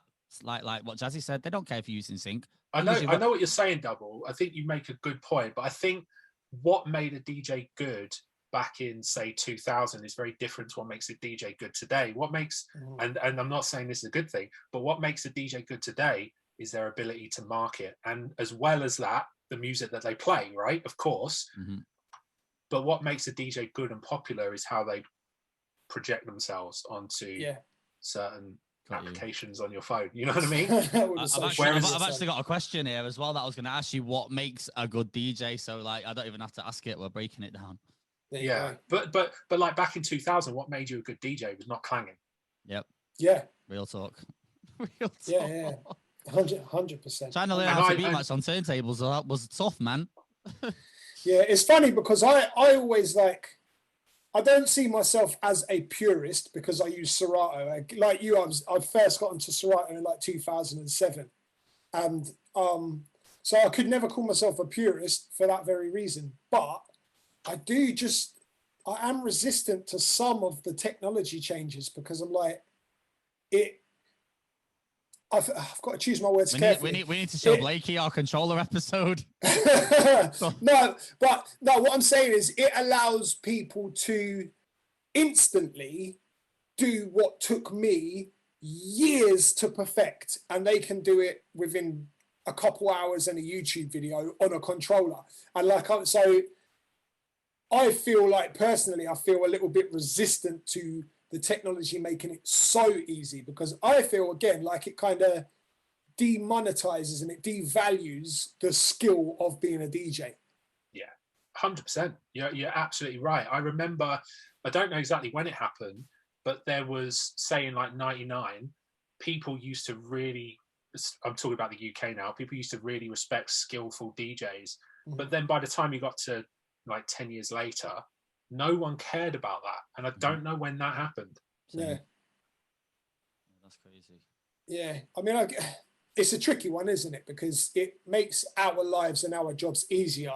And like I've said before, controllers, like I'm not a fan of controllers, but that's been nice, that Dubl. The people, no. The people that are sick on controllers are incredible because they utilize all of the features. But what I've said before is controllers allow people to be lazy. Yeah. And instead of being lazy, what you should be doing is like, right, okay, look, I've got a spaceship in front of me. Do you know what I mean? Let's time travel. Like, you can do everything. But instead, they're just doing 8-bar mixes and just pushing buttons. And that's my problem with the controllers. But yeah, there are people out there today who are ripping up CDJs and controllers and really getting their due. So like EZ, who was my favorite DJ back in 97, is bigger today than he's ever been. And it is because not only his selection, but it's because of what he does on CDJs. Yeah. It's like, I always call him, I always say that he's a turntablist who doesn't scratch. He has exactly the same ethos as somebody like Craze or one of those guys, but he uses CDJs. That's his tool. James Hype has got mad skill. Like crazy. And shows that skill. There's another garage DJ called Jack Swift who has got pure skill. There's not many people out there who can kind of merge the two and keep the balance right, but people like that are getting their due because they're skillful. So it's not completely gone. But, you know, generally speaking, when you go to a bar or a club, the last thing people want to hear you do is start cutting something up or doing some tricks with the CDJs. You know what I mean? You got James hyping there going. You know what? So, someone actually I'm going to add to the list. Scotty B. But I find Scotty B, he out of everyone has the perfect balance of absolute techers with all the different features, but doing it in a club set. Not too much, but just, do you know what I mean? Something that a DJ will walk in the room and be like, holy shit. But at the same time, someone who doesn't care about DJing won't be like, oh, what are you doing? Let Beyonce play. Like, it's that balance. And there are so few people that get that right. Even in turntablism, there are not many people who get that balance right. Jazzy Jeff hits that balance all the time, does just enough to wow you, but not anywhere near enough to stop people dancing, you know? Craze is another one like that as well. Craze can smash a club. Yeah, and someone like Craze, he very smartly does it different wherever he plays. So he'll be able to feel out how much of that shit should I do and how much of this shit should I do. Yep. And he gets it right all the time as well. So, you know, whilst I went on that little rant saying that no one cares about this stuff, people do, but there's not as many people as there used to be back in the day with like real genuine skill, you know? Most, I've got to be careful what I say, but like most DJs, this is what we do. Most DJs are very, very good at marketing, and that is a really important skill today. It really is. Really important skill. And I'm not here to say whether that's right or wrong. It's just a fact. Yep. And a lot of DJs, the majority of their talent lies in marketing. And that's commendable. I can't do that. you know, I don't have the desire to do that, you know, and I don't think many really sick DJs do. No, you're right. No, I hear that. I would like to be really good on social media. I would like for all of my content to bang. And if that was the case, I'd do more DJ related content. But my issue definitely is that I suck at the marketing side of what I do. Like I'm really terrible at the social media side. Like I'm proper suck at it. It all goes hand in hand now, doesn't it, man? Like literally you have to be able to market, promote yourself, do the skills, like deal with the branding side. It's not just like when we came through and you just focused on the DJ and making sure you were dope. There's so many more angles and little avenues that you have to pull into. Well, it depends what you define as success, but if you're out in the public eye and you, like you say, you want to be active on these socials, you've got to nail that side of it. I hate it too. I don't think I'm that bad at it, but yeah, it's kind of one of them things. Your numbers are high, man. Slowly, yeah, bro. the content is good as well. That's the difference. Is Thank you, bro. The content is there. It's long though, man. Like it takes trying to do all of this. It's not like it takes up all of your time now, man. You've got creating the content, doing these little reels and videos, and then you Twitch streaming and all. And then I'm running all my other bits, the pod, and then before you know it, you got no time in the day. Yeah, and the missus gets to sit down and eat for an hour, and that's about it at the minute. She's not feeding me right now, but me and Twitch have got a new relationship going on. Anyway, are you missing the clubs, Blakey? Like, were you playing out much before this whole Rona stuff hit? Or? I was playing out a bit, probably averaging 6 or 7 gigs a month, which is not too bad, but nowhere near as much as I had been doing before I got the Serato job. So I have moved to the suburbs with my missus during this pandemic, and I do miss it on one level, definitely. But this is the first time in my entire adult life where I've had a consistent body clock 7 days a week. And which is honestly, rare for us. The value that I now place on that, like I've never had it before, and my physical health, my mental health has improved dramatically since I've been able to sleep enough. Because like, even if I was doing say 1 gig a week, which I was doing more than that before the lockdown, but let's just say I was doing 1, that would throw off my entire week of sleep pattern. And now that I've got this full-time job with Serato, I think it's helped me in every way. So I don't know, I do miss it, but I need to, once it all goes back to normal, I need to evaluate, you know, that against my health. Got you. I think people forget, like, it does your physical health, your mental health, like them. We've spoke about it so many times with so many DJs, them late night grinds, the hours, the eating, the sleeping. Like, I guess for a lot of DJs, having this kind of year off from the clubs will benefit everyone. Like you say, the first time in your life you've got a decent sleeping pattern and reaping the rewards for it. So yeah, so we'll see. I'm sure I'll go back to doing some gigs, but especially with Twitch as well, like I might be able to get my fix for playing music that I love and sort of, you know, getting that fix for DJing from that. So we'll see. It remains to be seen as well, right? Like what places actually reopen, what the fees are like, all of that stuff. So we'll see. I just had one of my clubs, like my Friday night residency, my favorite spot to play, and this week they announced they can't reopen after the pandemic. They're done, gone. Yeah. So yeah, it's bad. It is bad. I worry about the fees as well, because a lot of these venues, like one of the venues I used to play at a couple of times a month was a private members club called the Ned in London. Now I have no idea how much their rent costs, but it's definitely in the millions, and they've been closed now for a year. And I just you would imagine that a lot of places are going to have a lot of debts, so one place that they might decide to cut fees. It remains to be seen. I sincerely hope not for me, for all the DJs in the scene who need that work, you know, but we'll see. Yeah, I've seen since the announcements, bro, everyone's kind of, I feel like people are jumping the gun a little bit. I'm seeing festivals selling out. Everyone's just kind of going for it, but yeah. Yeah, the fees thing's an interesting thing, because I'm like, I don't think any DJs, and I kind of flip-flop on this topic. I've probably contradicted myself about 4 times over the last year when this has come up. But the way I feel at the moment is I don't think DJs should be working for less. now when it goes back, because it's like, if you do that, you're going to struggle to ever get back to where you were before. And as it stands, DJing as a career, in terms of how much money you make, it's hard work anyway. Like, it's not, people compare it to like, oh, well, yeah, but even like the lowest paid DJs are getting 150 for a whole night, and people in 9-to-5s don't get that. Yeah, but people in 9-to-5s get a pension. They get paid sick leave. They get paid holiday leave. Like, do you know what I mean? There's all of these things. They get to switch off at the weekend. Security as well. Like job security. They have contracts in place. They have protection of the law that their employers can't just turn around on the day that they work and say, thanks for your service.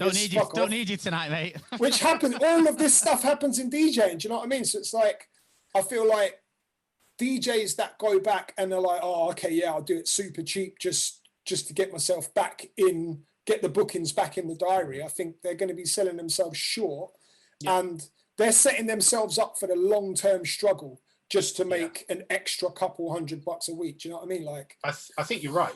That's happened to me before. Maybe 10 years ago, I was DJing at a venue for a company, like an umbrella company that had many venues.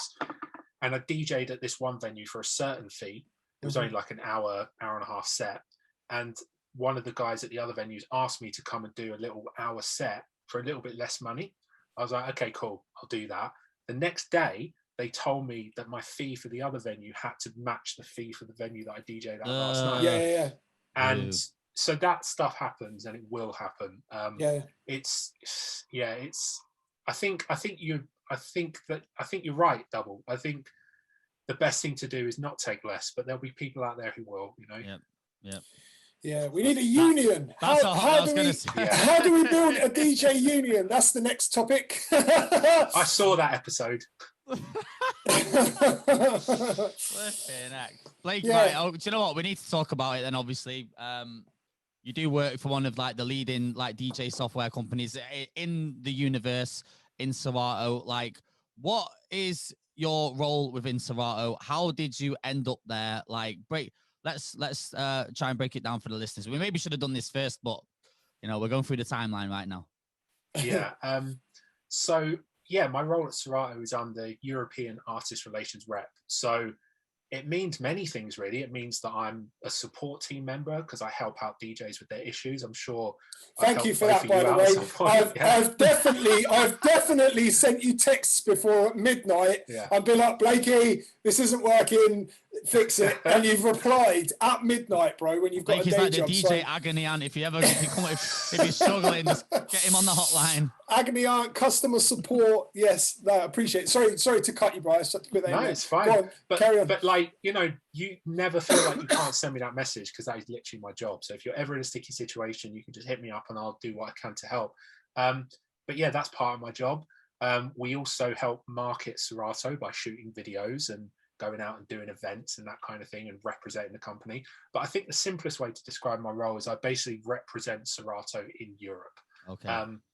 It's a relatively big company, but I don't think Serato is as big a company as a lot of people think.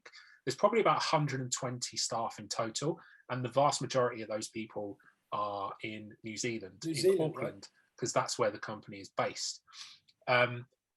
It's a brilliant company to work for. They've kept me and all of the artist relations team on in our jobs for the whole of COVID, which is just incredible. Like, eternally grateful for that. And what that's allowed us to do is it's allowed us to be there for DJs during this rough time. And we've had the Twitch channel, the Serato Twitch channel, and we've had tons of DJs on our Twitch channel and paid them fairly over the last 9 months or so. That's amazing. So yeah, it's a great company. It's something I learned about the company actually when I first joined, and I had no idea about this, is I imagine Serato as this like big corporation with like fat cats at the top, and it's not like that. It's a completely 100% family-owned business. The people that founded it, them and their families still own the business, and there are a lot of perks for a business when it's owned privately by a family like that. You're not trying to please shareholders and just fill their pockets with profits. Like, it allows you to do things that are a bit cooler, that still obviously make money, but things that just, you know, aren't only about money. It's about doing good stuff. So that's, I just wanted to say that because I've got a lot of love for Serato. Always have done, but since working for them, it's a great company. But yeah, that's my role. I represent Serato in Europe. That's amazing. So you're the go-to guy then, basically. Yeah, I mean, everyone's got my number and everyone's phoned me at ungodly hours. Yeah, and we're going to put your number in the description of the podcast as well. We're going to put his full mobile number in the comments. Don't forget, 24 hours a day, any problems to Serato, just text him. If he doesn't reply, call. No, it seems like a really cool company to work for as well. I remember meeting one of the girls from New Zealand years ago when the Ableton Serato partnership was a thing, and they came up with the bridge. I can't remember her name, which is really terrible of me. Was it Araha or Bridget? It was Bridget. Yeah, it was Bridget. And I remember meeting her and actually staying in contact with her for a little while after. And she sent me like a care package of about like 24 control vinyls just arrived at my arrived at my house one day. Like what do we have to do to get a Serato package? Yeah, come on. What's going on? But no, and they didn't have to, like, she didn't have to do that. There was absolutely no reason at the time. I wasn't really doing it. Like, I didn't really have a massive output. I was just kind of a club DJ, but we just kept in touch. And yeah, she sent loads of vinyl over. And but yeah, it's the perception that I have is they're proper, like you say, it's not about numbers and shareholders and making sure the board's happy and all of this stuff. It really is like about progressing the company and the product. Yeah, and I have insight now because whenever normally, we obviously didn't do it last year, but we normally go out to New Zealand, all of the arts relations team every December, and we get to see all the stuff that they're working on. And the stuff that I saw back in 2019, some of it got pushed back because we reprioritized certain things like bringing the streaming stuff into the application. But some of the stuff that they're working on is awesome. I probably shouldn't even say this because I've now got to say I can't tell you what it is. Thanks for that. I was about to say like what he's not going to give us. We're not getting anything. No, that's it. I picture that trip being like Charlie and the Chocolate Factory, but for DJ stuff instead of sweets, it's just DJ stuff everywhere. It really was, and like I said, just being able to see what they're working on and like having these controllers there that haven't even been coded into the software yet, but you see the hardware. So like, with the V10, the Pioneer V10 mixer, the 6-channel mixer, I saw that when I went there in 2019, and you're absolutely right. It is like going to a chocolate factory with DJs. It was incredible, and I'm really hoping we get to go out there this year, but you never know with all of this stuff. Plus New Zealand really have locked their doors. I think they said there's no international travel in or out this year. I think they actually that makes sense. I mean, you can actually go there at the moment, but you have to go there and immediately go to a hotel for 14 days and just sit in your room.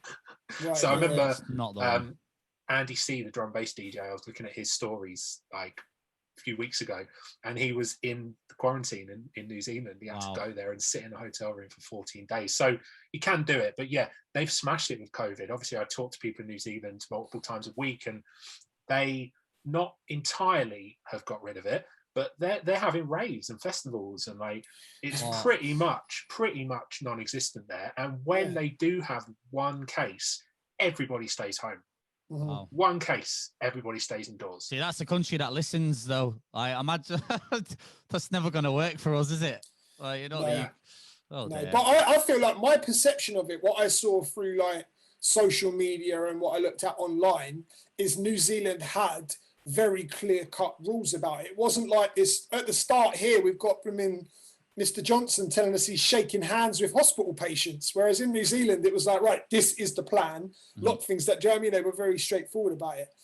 But that's why they're now having festivals and they're shaking hands with each other. Can you imagine? Well, yeah, I mean, I've been thinking about this recently. Like when it all comes back to normal, there's going to be this weird period where you go to shake someone's hand and there's this awkward moment of like, no, I don't shake hands anymore. And like, it's gonna be so It's like strange. when you go to shake their hands, but they do the touch instead, and it's like a little awkward. I've done it to shake people's hand, and you get an elbow instead. Yep. Like elbows. I'm familiar with the elbow. Yeah, that'll probably be the norm. But yeah, it's.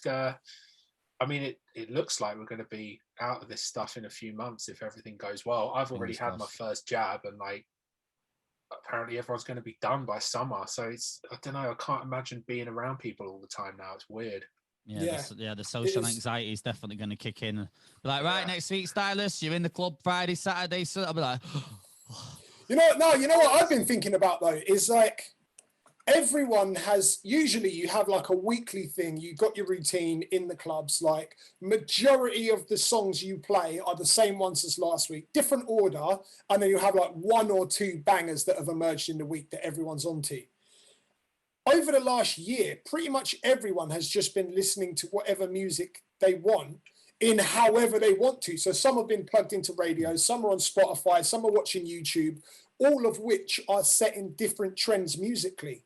So when we do all get back to the clubs, you're going to have like 500 people or whatever in the room that have completely different music tastes. They, even if it's like you're just doing black music, like R&B, hip hop, Afrobeats, bashment, they've all been listening to different outputs. You know what I mean? So they're all going to be into that, but what they like won't be the same as the next person. Does that make sense? So my thing is like, yeah, my thing is when it comes back to it, like all the music that I've been digesting and what I've been into, I might play it and have a room full of people are like, nah, this isn't the type of hip hop we want to listen to now. Like we want to listen to different type of hip hop, a different type of R&B, like slow jam bashment instead of the turn up stuff. Do you know what I mean? Like it's mad. That's what I think about when I come back to the clubs. Yeah, and also like COVID has definitely changed the world, and it remains to be seen what that world looks like when everyone's allowed to go wherever they want. And so yeah, it's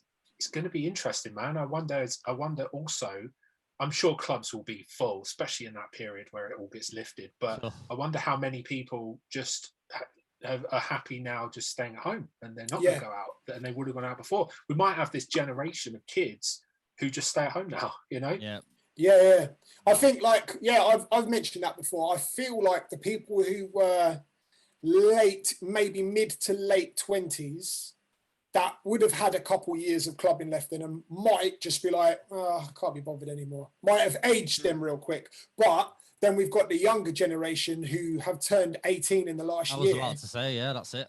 This is going to be a whole new experience for them. With that said, the amount of festivals that once obviously like there's no pandemic and stuff, the amount of festivals there are, that might just be the thing. There's enough festivals now that you can go to one a month throughout the whole year. And that might be the thing for the younger generation, because it's like, oh, well, this month we'll go to that festival, then we'll go to Portugal for that one, then we'll go over to Canada for that one. Or do you know what I mean? Like there's festivals everywhere in every country. Yeah. I'm just going to roll with it, mate, and see how we go. Like clubs are calling now and inquiries are coming in and festivals are being in, like Park Life sold out in like 11 minutes. Oh, it's like 110,000 tickets or something like that. Like people are hungry to get out again. Like whether it actually goes ahead or not, like they're flying everybody in. So unless all the restrictions are lifted, like I think like Meg Thee Stallion and the Baby and all these like American superstars are all on the lineup. So yeah, it'll be interesting to see if these things actually run. So yeah. Anyway, we kind of jumped the gun there. We ran away from the Serato thing there. It was so quick. Sorry, my fault. No, it's all good. It's all good. It happens. It happens. So you're the artist relations manager for Europe. That's a massive territory. And are you the only employee? Because every time I've been a few times to your office in London now, and like I've not met anyone else that works for Serato there. It just seems to be you.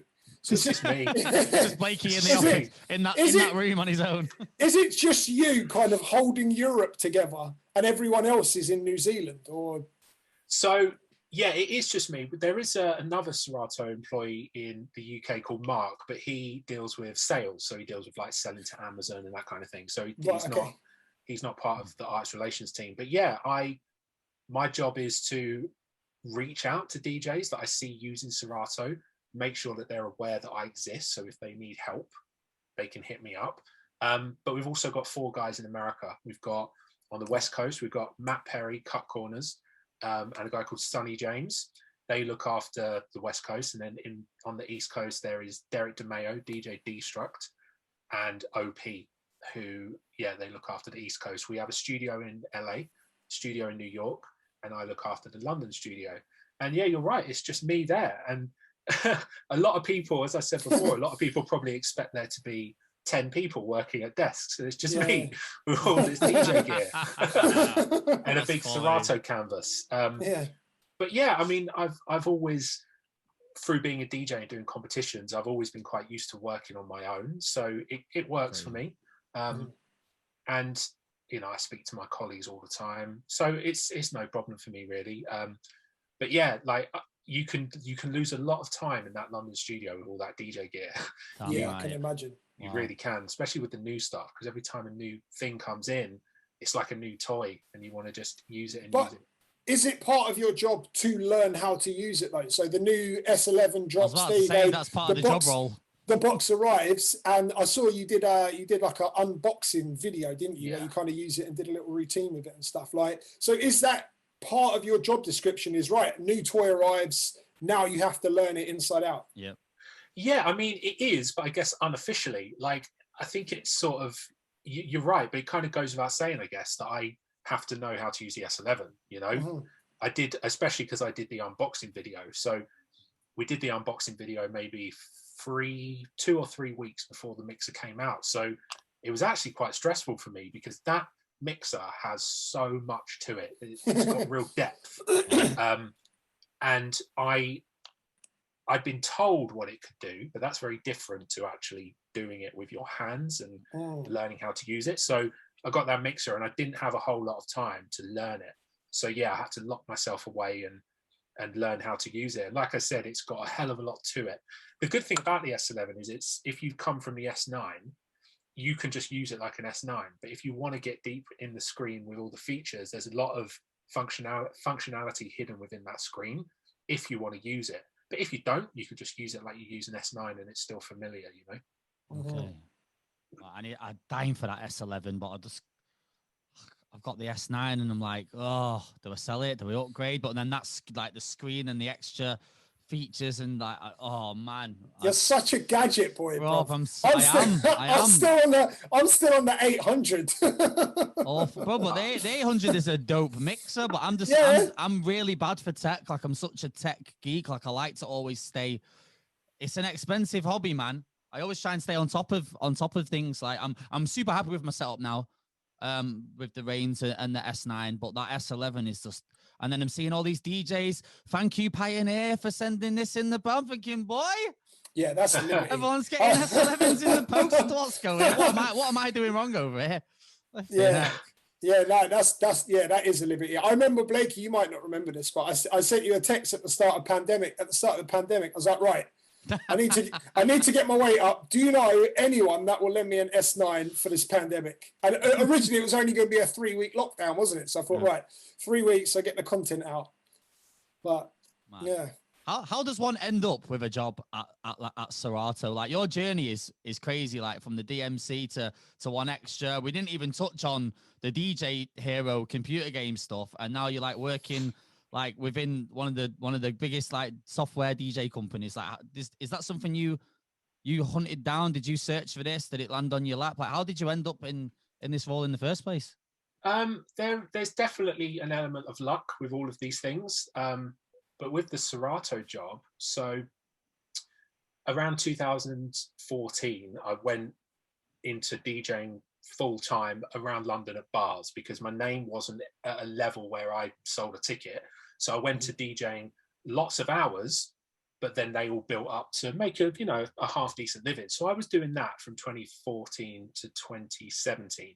And during that time, I was in touch with Serato. I knew everybody there, but just as an artist, And in 2016, or maybe it was 2015, there was a trade show up in Birmingham called BPM at the NEC. And BPM is where all of the companies, Pioneer, Denon, like every DJ and lighting company you can think of, go to the NEC and they show off their products. They usually announce new products there as well. And Serato wanted a presence there. And they got in touch with me to ask if I would, just for a weekend, go and represent Serato. So kind of like my job now. And obviously I said yes. And I think they gave me a controller to say thank you for doing it. And then I never really thought anything else of it. Carried on going around London, DJing at bars.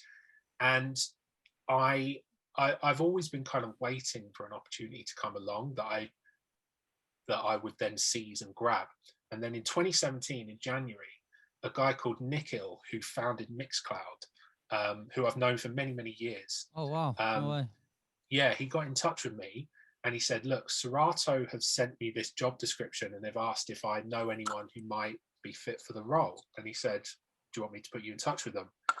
Yes, I definitely do want you to put me in touch with them. That's super. It was once he sent me that, I thought, right, that is the most perfect job I could ever imagine.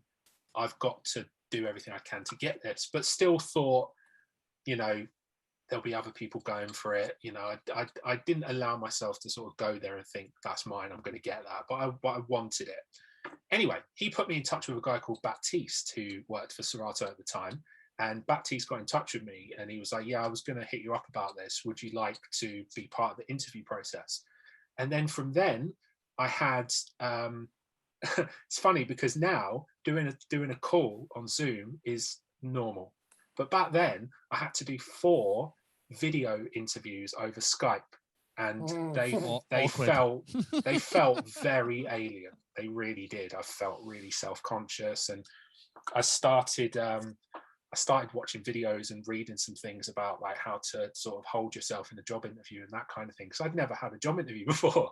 Wow. I'd just been DJing and sort of got to where I'd got to on things I'd done in the past that, you know, showed what I was capable of. So I had 4 Skype interviews.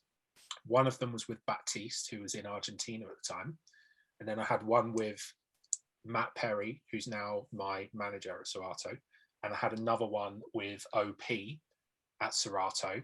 And then they asked me if I would like to have a face-to-face interview with Matt Perry and the marketing director, Scotty. They came to London, and then I had a face-to-face interview. And that I hadn't prepped for anything as much as that since the DMCs. I just spent all day, every day. So they asked me to go for a face-to-face interview, but they asked me to do some tasks as well. So one of the tasks for the interview was I had to do a 10-minute mix on a controller in front of them using more than 4 genres, I think it was, and it had to include some scratching. So I made a routine without sounding sort of arrogant. That was the easy bit. I knew I could do that.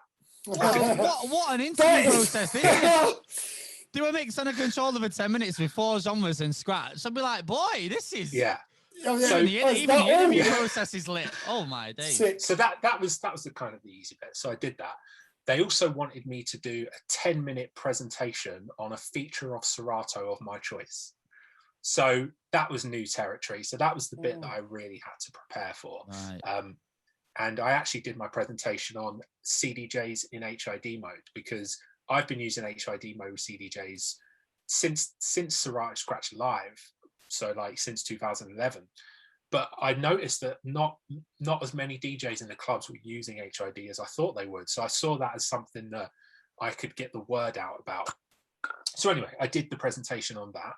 And the third task that they gave me for the interview was they asked me to introduce them to an artist to sort of showcase my network of contacts in the industry. Okay. So I did a little bit of research on Scotty, who's the marketing director, and I found out that he was a big drum and bass head. And I'm good friends with Subfocus. I've known Subfocus for many years. So I'd set up a meeting with Subfocus at his studio with Scotty and Matt. And I think that went down well. I was about to say that's smart move doing the research, bro. Like, I wouldn't have even thought about that. I'd have thought, right, who do I know? Like, okay, who's the biggest person that I know? I wouldn't have even thought like, what genre are they into, and then do that. That's sick. That's quality. I'm forever grateful to Sub Focus for that. He did me a solid. Yeah. Sub Focus potentially got you the job then. Very sick. Yeah, it definitely helped. And then, but actually the hardest part of it all was then I obviously had to sit down and have a job interview. And that was it went fine, but very foreign to me, you know. But like I said, I'd read up a lot about how to sort of hold yourself and like sit and project yourself. And I learned a hell of a lot. And then the next day they offered me the job, and I'm so lucky to have this job. I really am. And forever grateful that they chose me to do it. I think people forget, like you just said, getting the job interview, like within the DJ world, you don't really end up in situations like deep, intense, like interview situations. Like you kind of just move through your careers. So like you just said, if I was to go into a job interview now, even like we've all been successful and I mean we've all been around and done a lot. If I was to go, my anxiety would be through the roof. Like going into a situation like that. Like yeah, 100%. And when this opportunity came up, that's one of the reasons that I was getting to an age where I was waiting for an opportunity, and I knew that when this opportunity came along, I was like, I've got to put everything into this, because these opportunities don't come around very often. Like actual careers with prospects in this industry are very few and far between. So, and the reason, you're right, I did feel a lot of anxiety throughout every bit of process for all of the interviews, and because of my experience with the DMCs, I knew that the way to put those anxieties aside was just prepare as diligently as you possibly can. That will calm all of that down. I was still very, very anxious though, because you know, sitting in front of two people and having a job interview for your dream job, you know, you're always going to be anxious for that. It's not as if you're going for a job at like the local record store, like you're going for a job at Serato. It's like, and obviously being a DJ yourself, you like that just puts way more like emphasis on the job role, right? That's crazy. Yeah. Wow. How long have you been there, Blakey? How long have you been at Serato for now? It's 4 years in May. Okay. So it's been a while, yeah. And so you're comfortable now then? Yeah, I am. You know, there was a good year or two where I had to learn so much. You know, all of the technical aspects about using Serato and drivers and firmware and all of that stuff. That is just second nature now. I had to learn all of that, so that when a DJ calls me with a problem, 9 times out of 10, I just know what the issue is, and we can fix it very quickly. So that took a while to learn that, and you only learn that from experience. So at the beginning, there were 1 or 2 times where a DJ would call me up, and I'd have to be like, "Let me call you back in 10 minutes," and I'd work it out, and I'd research it, and then I'd be able to help them out. But now I can just do it straight away. You know. That's it. That's lovely, man. Mad.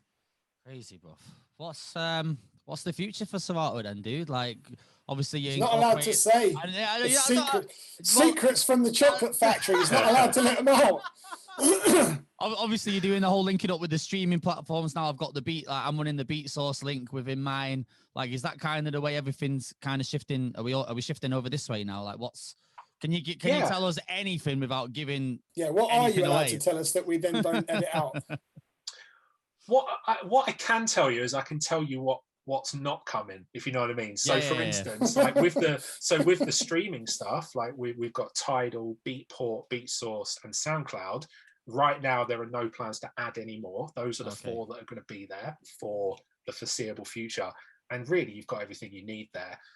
The only streaming service personally that I would love to see is Spotify, but Spotify have recently announced that they're not doing any more DJ stuff. So that's never going to happen, because Spotify have decided not to do that.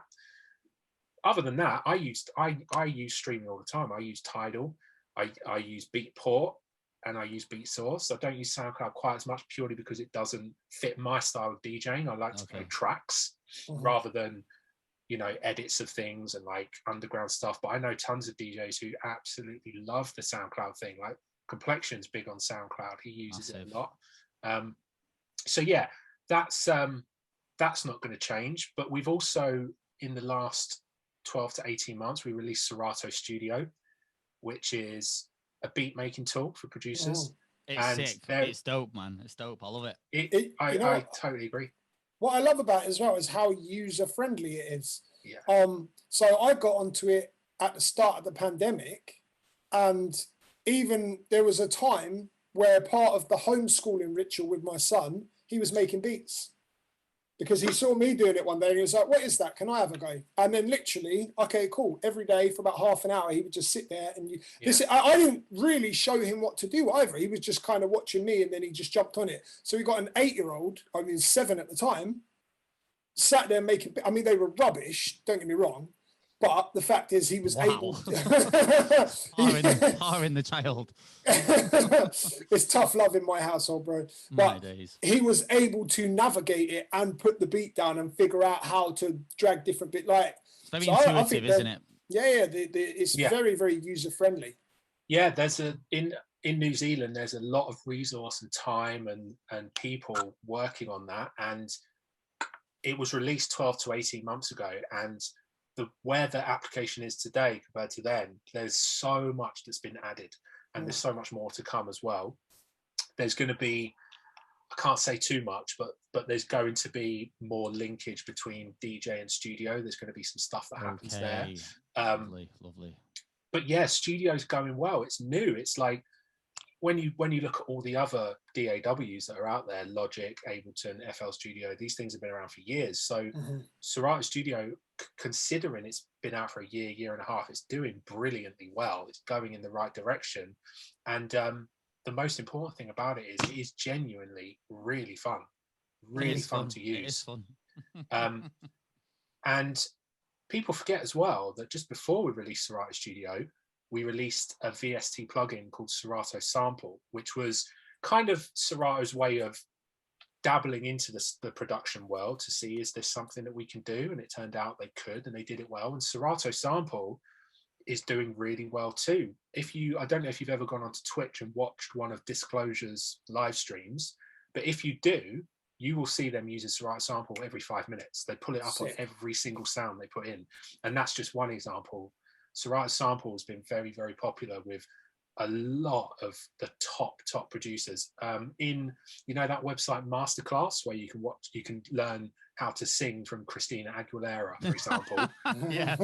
There's one by Timbaland, and Timbaland's using Serato Sample throughout it, and that's just purely organic, So Serato Sample did really well too, and it also it was really important that got Serato's name out there in the music production world. So that really helped with Serato Studio as well. But there's so much more to come from Studio. It's exciting because Serato has only ever really been known as a DJ software company. But with Serato Studio and Serato Sample, it opens them up to becoming a music company. And obviously that will take time, but they're well on their way to doing it. At the start of the evolvement process, just kind of tapping in with these plugins. Serato Sample made sampling just easier and more fun. Like sampling it wasn't like super tough, but it was just way more technical to sample back in the day on like an MPC or whatever in China, or like you chopping it up on the keys. Like Sample just makes everything way more simplified. Like I use it a lot. All of my producer friends in Manchester, they swear by it. Like they use it every single day. Like you say, you got Timbaland, Disclosure. I've found I've been reaching out to producers who I think are sick, and just saying hello, saying who I am, and then offering them a license for Sample and Studio. And 9 times out of 10, they're like, no, I already use Sample, but Studio, what's that? Okay. So it's absolutely smashed it. And we had Serato Sample up on Splice as a rent to own option, and that really helped as well. A lot of people got into it from that. But yeah, the future's really interesting. Serato DJ is going really well, and that will not be forgotten about. There is a ton of stuff coming up for that. I'd love to tell you what. It's all good. Yeah, Serato DJ. I like Serato DJ now. I didn't like it at first when I had to switch from Scratch Live to Serato DJ. I think we all went through that, didn't we? Yeah, I said before, I don't know, I think I'm one of them people, I do get stuck in my ways sometimes, and it's like, change. The colours are different. I don't like the colours. Yeah. Everything I was used to, it's that bad. I can't even remember what it used to go green when you played it. isn't it? But now it goes blue. Now it goes blue. But it's really weird because over like a decade of using it, my brain had tuned itself to look for particular colours. And do you know what I mean? Just to ignore, like, if I played one and it's gone green, I'd ignore the green automatically. Almost like I couldn't see the green. Yeah. Now when it's been played and it's blue, it's there. I can see it. It's blue. Like, what? I played it, but I can see it. That's crazy, that, isn't it, how it does that? Do you clear your played songs every time you do a set? Every time I finish the set, I clear it so everything goes white again. Is it white? Is it white in Serato DJ? It is white, isn't it? Yeah. But and now, I mean, I'm used to it. It's been years. I had to change because the Mac that I got, the operating system wouldn't support Scratch Live. So I was so grumpy that day, man. I was like, I've got to change to Serato DJ, and then like now it's second nature. Are people still using the first one? Are people still using the original Serato software? Yeah, so some people are. Scratch Live. So Scratch Live, yeah. Do you know what? In Europe, it's rare that I come across someone who still uses it. It definitely happens, but it's rare. In America, there's more of that, but the vast majority of people are now on DJ. And the thing is, Dubl, like, I know what you're saying entirely because when DJ came out, essentially people were forced to use this new piece of software, and but I can actually tell you why, because I now know by going there and talking to the developers, I know why they did that, and there is actually genuinely a good reason for it, because I wasn't too happy about it either. But after speaking to the developers, it's actually really interesting. So I don't want to bore you, but I'll tell you why. No, please, go on. No, this is what we need. This is the gem. Drop it all. Come on. From the Serato developers' perspective. So when they made Scratch Live, they didn't think that it would be as big as it is today, because why would you? You're a startup, you've got this idea, you want to make some software, so you build it. Now, when they built Serato Scratch Live at the start, they didn't put in place the sort of coding foundation that would allow them to just add this controller to it, add this turntable to it. Got you. They didn't think of that because they just wanted to make it work well, and they did that, and they did that brilliantly. However, Serato Scratch Live got to a point where anytime they tried to add hardware to it, it would because it just basically became unsustainable, and that's why they did it. They had to start again to get themselves in a position where if Reloop release a new controller, they can code that in very easily and it doesn't break anything. Right. I say very easily. It's not easy. Lots of ones and zeros, and like certain pieces of hardware take a long time and a lot of resource to code into Serato. But they've got themselves into a position where they can add something and they know it won't break the rest of the software. So that's basically it. And it kind of makes sense when you think of it like that. Like I remember with Scratch Live, I used to use HID mode with it. So they put in the CDJ 2000, the original Mark 1s, into Scratch Live. But it just got to a point where they couldn't do it anymore because it was just going to break everything. So they basically didn't have a choice. Okay. Right. Got you. Okay. I just wish they hadn't changed it from green to blue. This guy. Yeah. This guy. But you know what, right? I've come across a lot of DJs, not so much anymore, but when I first started, I came across DJs who were using Scratch Live. And when I asked them why, it was always something like that. It was always like, oh, the keyboard shortcut for that has moved from that key to that key. Yeah. Just little things like that. And I get it, because you've got this muscle memory that you've built up using this stuff, and you don't want to have to sort of change that when you're on stage. You just want to think about DJing to the people and just do the thing that you're used to doing. So I get it, but it's been a long time now, and I actually haven't come across a Scratch Live user for a long time in this country. I remember seeing one not too long before the pandemic, and thinking like, that's really weird. How old is your laptop? Like, so I remember literally thinking like, wow, you're still on Scratch Live. But it's funny because at the time I was so opposed to it, because I'm like, oh, they've changed this, changed that. In all honesty, I can't even remember what else changed. The only thing I can remember the change is going from green to blue. That's that's literally the only change. The really funny thing, the funny thing about it as well is Serato Scratch Live used to have this reputation for being like incredibly stable. Like that's what everybody thought about it. But the truth of it was, because the code base was so, I don't want to say a mess, but it needed work. And if they were to add this piece of hardware, it would break 10 things over here. So it had this reputation for being stable, but it actually wasn't at all.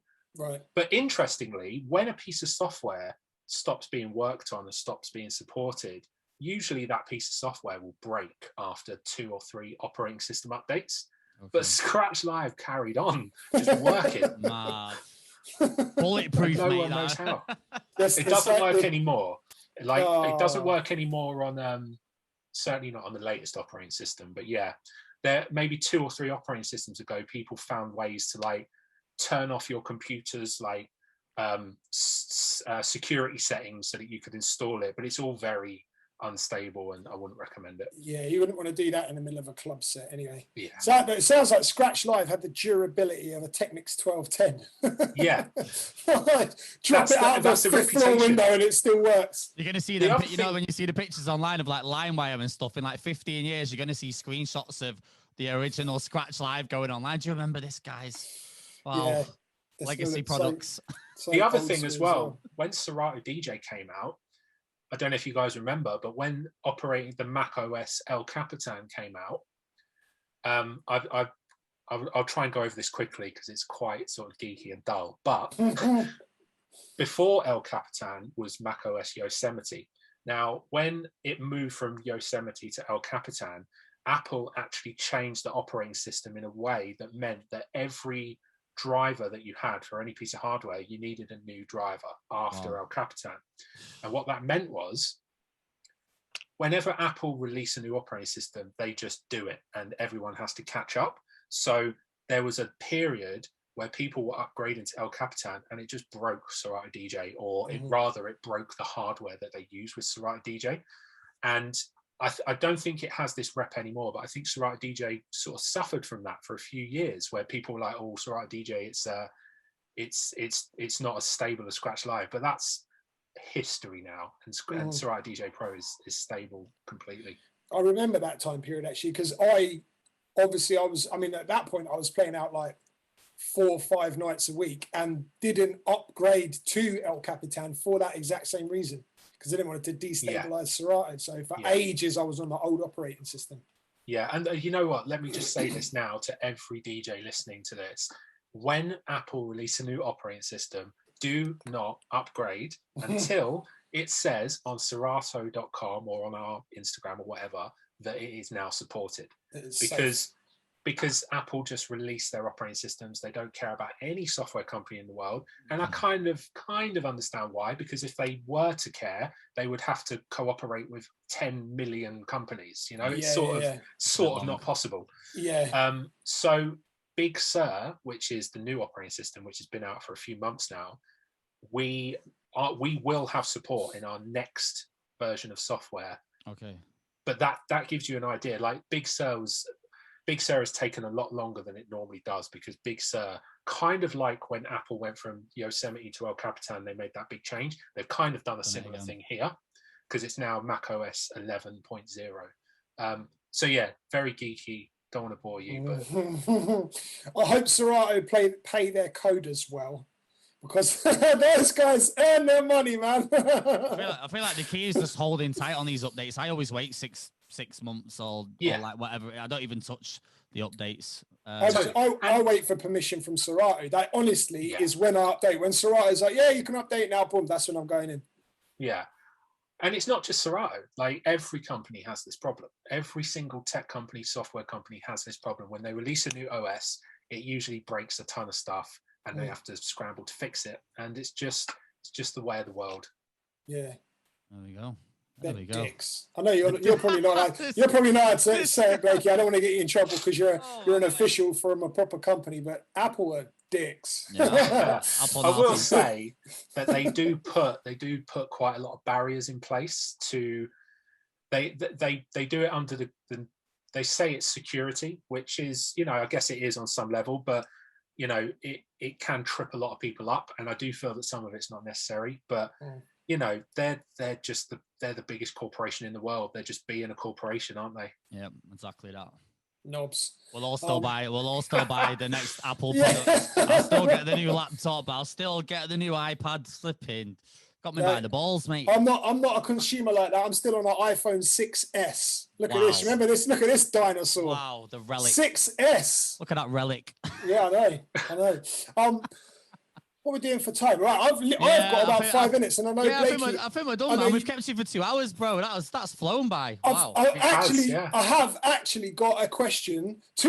We can combine the questions maybe, but one of them is to do with your contribution to DJ Hero, because I feel like you're that was in my notes, man, but I kind of skipped over it. you're one of like the undercover heroes of bringing like scratching and turntablism into the mainstream, because DJ Hero kind of made it like something that people do for fun in their front room rather than just turntable purists in the bedroom scratching away. Like it really became like a thing, like obviously like Guitar Hero, but now we've got a DJ version, and you provided a lot of the input and the actual cuts for that, right? That's right. Yeah, it was a full-time job between 2008 and 2011. Right. So it lasted quite a while, but it was kind of a ludicrous time, because I was very young. What a job role. Yeah, I was very young. I had this full-time job just scratching records, and it was amazing. It was kind of ludicrous, man. If I'm being honest, it was good fun, but I always knew that it wasn't going to last forever, because DJ Hero was created off the back of the success of like Guitar Hero and Rock Band, and those games were huge at the time, especially in America. So they created DJ Hero. But we released DJ Hero 1 in 2009, and then DJ Hero 2 in 2010.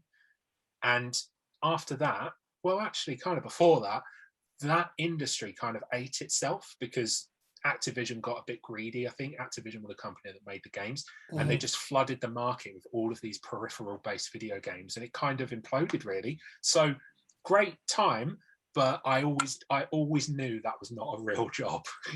What a cool job, though, basically, for 3 years just to invent scratches for a video game. I think that's amazing. Yeah, it was based in, so the company who developed the game were based in Leamington Spa, but we made the music for the game in a little office in the Truman Brewery on Brick Lane in East London. And it was just a room. We were all really young. Everyone that worked there was really young, really like immature. There was lots of partying and lots of like drinking and stuff that happened back then, because we just didn't know any better. Put on the company's budget, yes. But we all sat in this room 5 days a week making these mashups. Basically, all of the music in the game was based on mashups, and Activision put so much money into it. The music that they licensed, they got anything they wanted. So we would get the full stems of every song we worked on. So I had the stems for like all of these massive songs that just didn't exist outside of this room in Brick Lane. Wow, it was bizarre. I think a lot of them have found their way out there now. So I was going to say, was there like a cheeky hard drive that came out? Like, I suppose that's not legal, is it? Like, because it would have been Activision's property because they licensed it. So totally. Okay, so but the thing is, you right? can deny all knowledge, but also I will send you my email address as soon as we're done. I haven't got any of it. I'm sure some people who worked on that game have got a little sneaky hard drive full of all the stuff. Yeah, I have noticed though, like I can't remember where I got it, but somebody shared with me the stems for songs that weren't in DJ Hero. So it made me think that a lot of these stems might be out there. Like somebody sent me the stems to Human Nature by Michael Jackson. And sick. What? I mean, that's incredible on its own. But when I put all of these stems into Ableton and played them, I realized that in this package, there were 4 vocal takes that were never used. So there are these 4 vocal takes by MJ singing Human Nature. And it sounds weird because if you put that over the song, it's like, oh, that note's not the same as the one I know. Yeah. But yeah, it just made me think that there must be so many of these stems out there that people don't know about. So the stems that they sent to us for DJ Hero, they probably existed anyway. But yeah, it was crazy. I was very young, very immature, very sort of inexperienced in life, but it was fun. I've seen the interview of the dude when you're breaking down the routine, and he's just like, oh. And Blakey's there with his big baggy t-shirt on and that. Amazing. Yeah, I actually for DJ Hero 1, I was like a big guy. I weighed a lot, and then for DJ Hero 2, I lost loads of weight. So if you find videos for DJ Hero 1, I am massive, and for DJ Hero 2, I'm like half the person. Mad. So halfway. the other question, and this is bad. I've got a, believe it or not, I've got a parent. I've got a parent-teacher video conference to jump on in 8 minutes. So what is life? And this is bad because I don't want to rush you through this one. But Into the Spider-Verse. Oh yeah.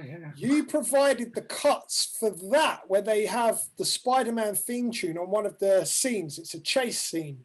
The Spider-Man theme tune is scratched, and that's you. Yeah, a lot of these things that have happened in my career there's been a big element of luck, but then you've got to seize the opportunity, you know. That came about by the composer was a guy called Daniel Pemberton, right, who I've since discovered has made a lot of the music that you hear on telly that you would never even think who made it. He made a lot of it. He got in touch with our support team at Serato because he wanted to ask us if it was possible to scratch 5.1 surround sound music files in Serato. And Serato can't do that. You'd need like 5 channels to scratch that. It would be right. It would be a bit tricky. But I got talking to him, and he was like, I'm doing the soundtrack for Into the Spider-Verse, and he showed me the soundtracks that he'd previously done. I say soundtracks, I actually mean scores. He does the scores for these. Right, yeah. And he said, I need someone to do some scratching. And I was like, well, look, I work for a DJ software company. So if you need someone, I could put you in touch with lots of DJs. I can scratch too. If you want me to do some stuff for you, just let me know. And then that just turned into me doing the scratches on a Hollywood movie. And the thing that's crazy about it is when I recorded tons of scratching for him, and then I went down to Abbey Road to record it for him there because that's where he was making the score. And he did say to me after we did that, he said, look, the score that I give to them, they may come back and say, can you take that out? Can you take that out? So he said, I can't guarantee that there'll be any scratching in the film, really. But he said, you know, there probably will be, but I don't know how much. Anyway, I went to see the movie with Daniel, just at the cinema in Leicester Square, and there is scratching throughout the whole movie. Oh my days, I would have been so gassed. Yeah. Did you know at that point that it was going to be in there, or did you go and watch the film and it was just like, yo, I've made the cut kind of thing? Or did you get I had no idea. Like, that was the first time Daniel had watched the movie being released, because he said he doesn't like going to premieres. So he's like, I'm just going to go to the cinema in Leicester Square.